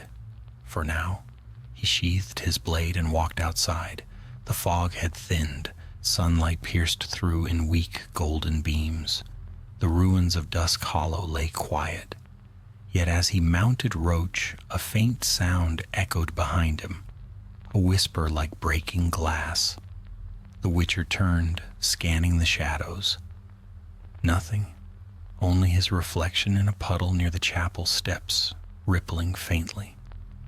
Then it smiled. Geralt's hand went to his sword, but the image stilled, returning to his own weary face.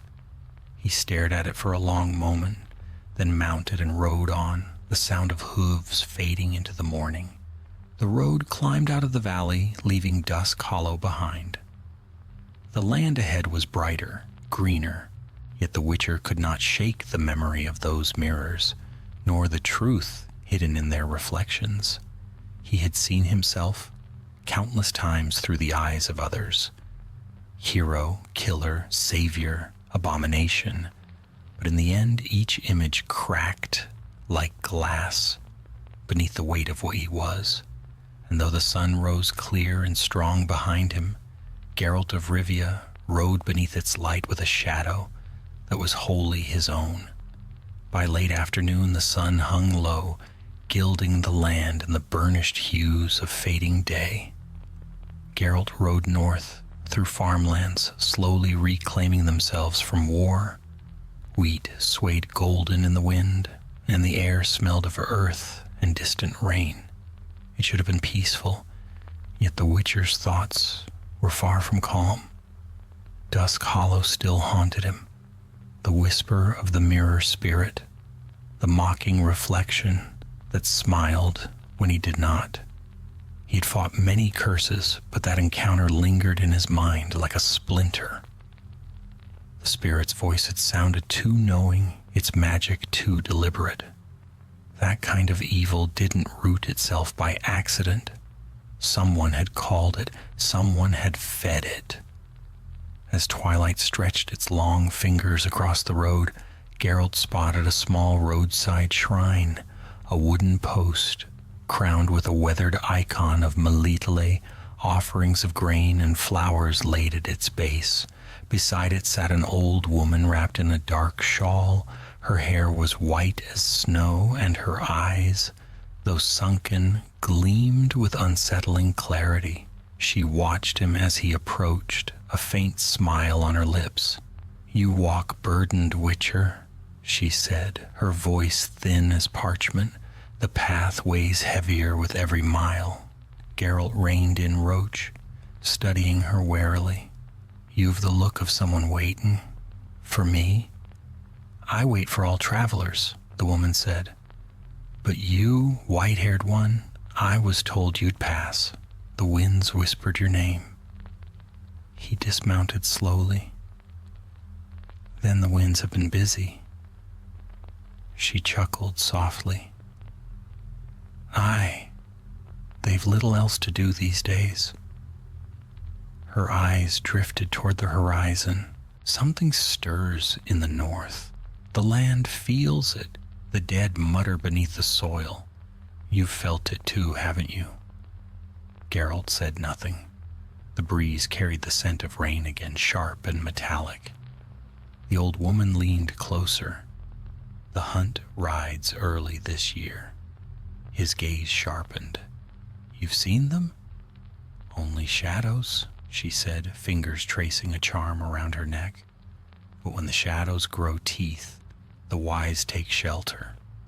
Geralt glanced northward where the road vanished into darkness. "There's no shelter from what rides with the wild hunt." "Aye," she whispered, "but there are bargains." Her tone made him stiffen. "What kind of bargains?" "The old kind." Her smile deepened, revealing teeth too white for her years. "The kind that ask much and promise more."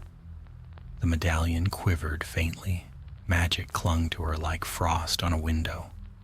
"Who are you?" he asked. "Names fade," she said. "Once I was called Adara. Once I wove charms for kings. Now I sit beside roads and warn men who will not listen." Geralt frowned. "A seer," She inclined her head. A remnant. He studied her face, the way her eyes did not blink even as the wind tugged at her shawl. You said the hunt rides early. Why? The veil thins, she said softly. The dead grow restless, drawn by power long buried. You've touched it already, haven't you? In the marsh, in the hollow, echoes of something older than your kind. Geralt's jaw tightened. If you know so much, tell me what it wants. Her smile faded. It does not want. It hungers.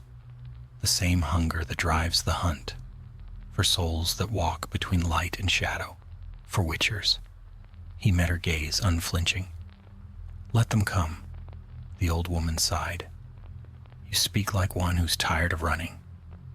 Maybe I am. Then you'll find no peace in the north. Only truth. And truth is the sharpest blade of all. She reached into her cloak and drew forth a small object wrapped in cloth. Take this, she said. Geralt hesitated, then accepted it. The bundle was light, warm to the touch. He unwrapped it carefully. Inside lay a crystal no larger than a coin, pulsing faintly with golden light. What is it? A fragment? Idara murmured. Once part of a greater whole. When the time comes, it will show you what hunts you. The medallion vibrated sharply as he turned the crystal in his palm. For a heartbeat, he saw something within. A figure on horseback wreathed in frost, eyes burning blue. And then the light dimmed. He looked up. The woman was gone. Only the empty shrine remained, the wind stirring the flowers at its base. Geralt exhaled slowly, rewrapping the crystal and tucking it into his pouch. Typical, he muttered. Never a straight answer. He mounted Roach and rode on. Night fell quickly. Clouds rolled in from the west, swallowing the stars.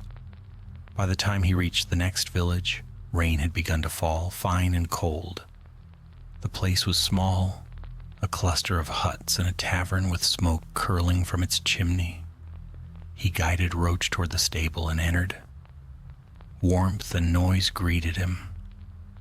The common room was full of travelers, merchants, soldiers, a few hunters. Conversation stilled as he crossed the threshold. Witchers always drew silence like wolves stepping into a sheepfold. He ignored the stares, ordered ale, and took a seat near the hearth. The firelight painted the room in gold and shadow. He drank slowly, listening to the murmurs around him. Frost on the fields in summer, I swear it. Lights in the sky, red as blood. The hunt, they say, riding south from Cadwyn. So the rumors had spread already. A young soldier at the next table leaned toward his companions, voice low but urgent. My captain says they're not ghosts, but riders from another world. Says they take people, whole caravans gone without trace. Another scoffed. Drunken tales? Geralt raised his cup. Some tales start that way. The young man turned, startled. You'd know then, Witcher? I've seen them, Geralt said. You don't want to? Silence fell. Someone muttered a prayer. The soldier swallowed hard and looked away. Geralt finished his drink and rose. Keep your fires lit tonight, he said quietly. And if the wind starts to sing, don't listen. He left before anyone could ask more. The rain had grown heavier, drumming on the rooftops. He drew his cloak tighter and walked to the stable. Roach waited patiently, snorting at the thunder. He mounted and turned east, where the horizon flashed with distant lightning. Hours passed. The road wound through open fields, slick with rain. The storm's heart loomed ahead, vast and black, pulsing with strange light. And through the thunder, faint but clear, came a sound that froze even a witcher's blood. the echo of hooves on the wind. Geralt stopped, hand tightening on the reins. Far across the plain, shadows moved within the storm. Tall riders, their armor gleaming with frost. The wild hunt. They rode not in silence, but in song, a sound like iron dragged across ice. The storm bent around them, lightning bowing to their will. Geralt sat unmoving, the crystal in his pouch pulsing faintly against his chest. He knew better than to fight what could not yet be fought.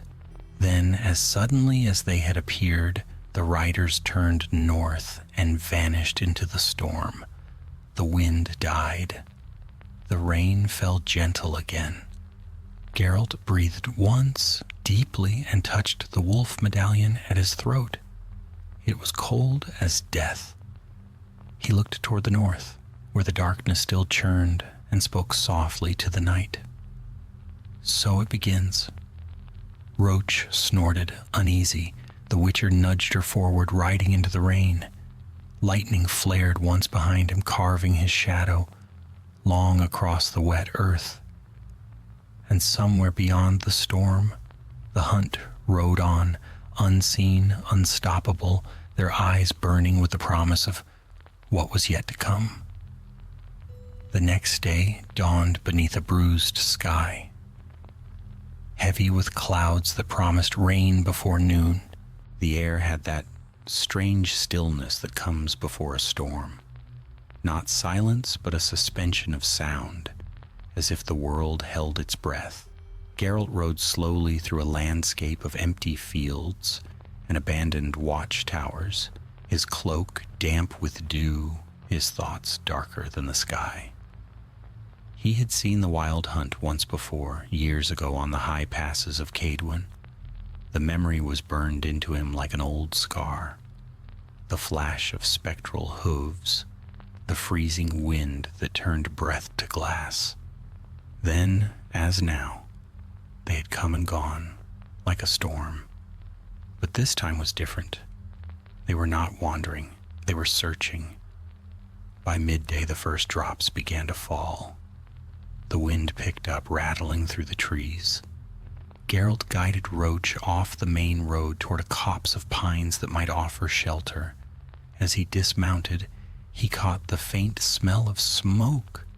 A campfire burned deeper in the trees, half hidden behind a rise. He approached quietly, sword within reach. Two figures sat beside the flames. A man and a woman, both dressed in cloaks, travel-stained and patched. Their horses grazed nearby. When they saw him, the man's hand went instinctively to his dagger, but the woman caught his wrist.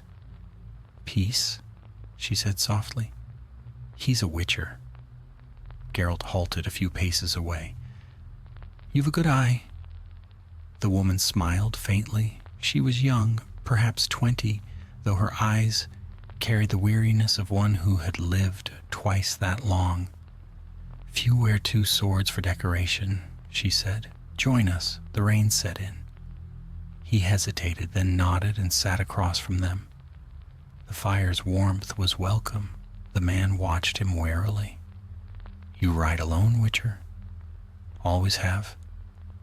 "Then you've not heard the news?" Geralt raised an eyebrow. "I hear plenty. What kind?" The man spat into the dirt. "War's brewing again. Nilfgaard's stirring to the south. Temeria's armies are gathering, but they've ghosts in their ranks." The Witcher frowned. "Ghosts?" "Aye," the man said.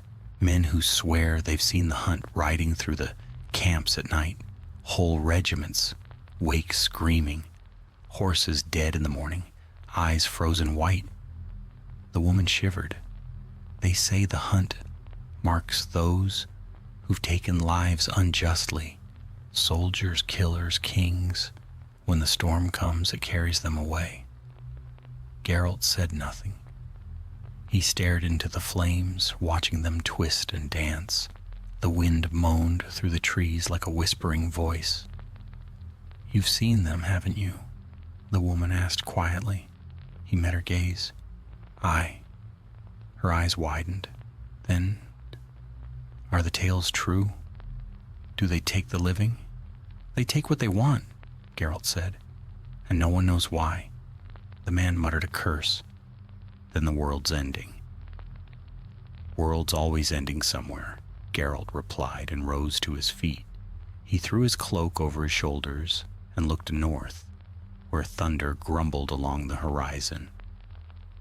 Best move before nightfall, he said. They ride more often under the moon. The woman stood too. Where will you go? Vizima. Maybe find a mage who knows more than rumors. The man laughed bitterly. Mages know everything and say nothing. True, Geralt said, but they sometimes pay well.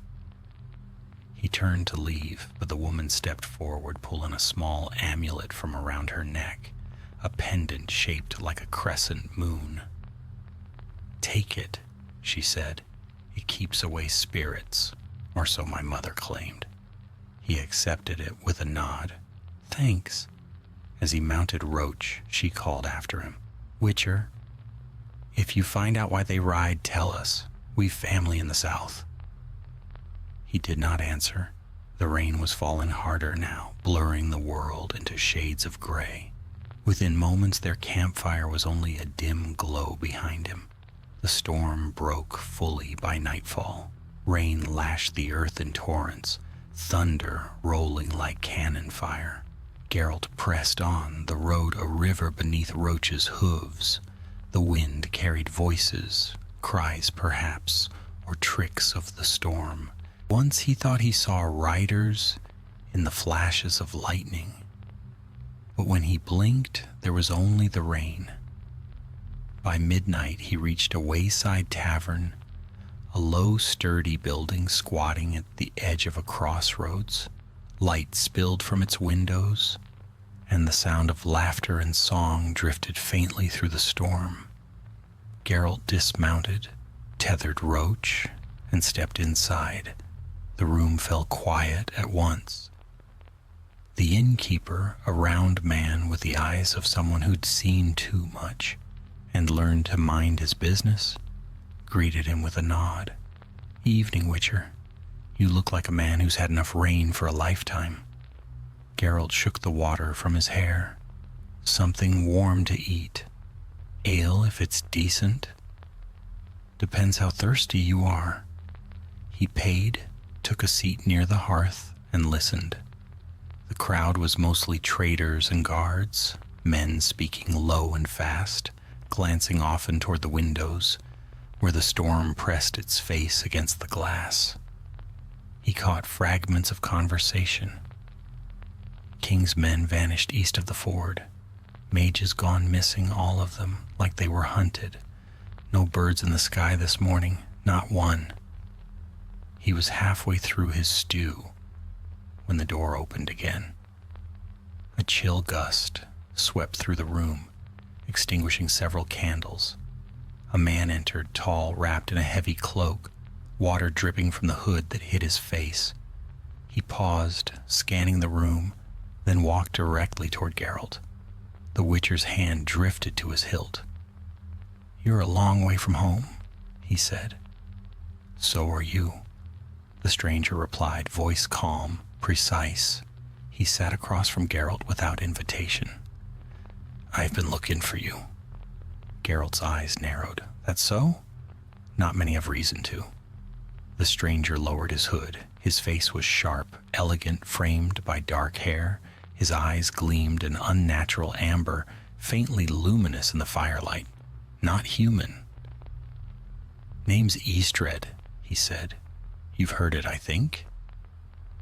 Geralt leaned back slightly. The mage.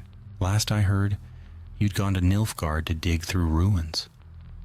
I did, Eastred said, and found something that should have stayed buried. Geralt's medallion twitched. The hunt? The mage nodded slowly. They're not wandering at random, Witcher. They're searching for a doorway and an ancient crossing between worlds, and if they find it, they won't ride through alone. The room seemed to grow colder. Why tell me? Geralt asked. Because you've crossed their path more than once. They're drawn to you. I intend to find out why. Geralt's gaze hardened. And if I say I'm not interested? Istred smiled faintly. Then you'll be dead before spring. The hunt doesn't leave loose ends. For a long moment neither spoke. The storm roared beyond the walls, rattling shutters and beams. Finally Geralt rose. Fine, he said, we'll talk, but not here. Istred stood too. Agreed.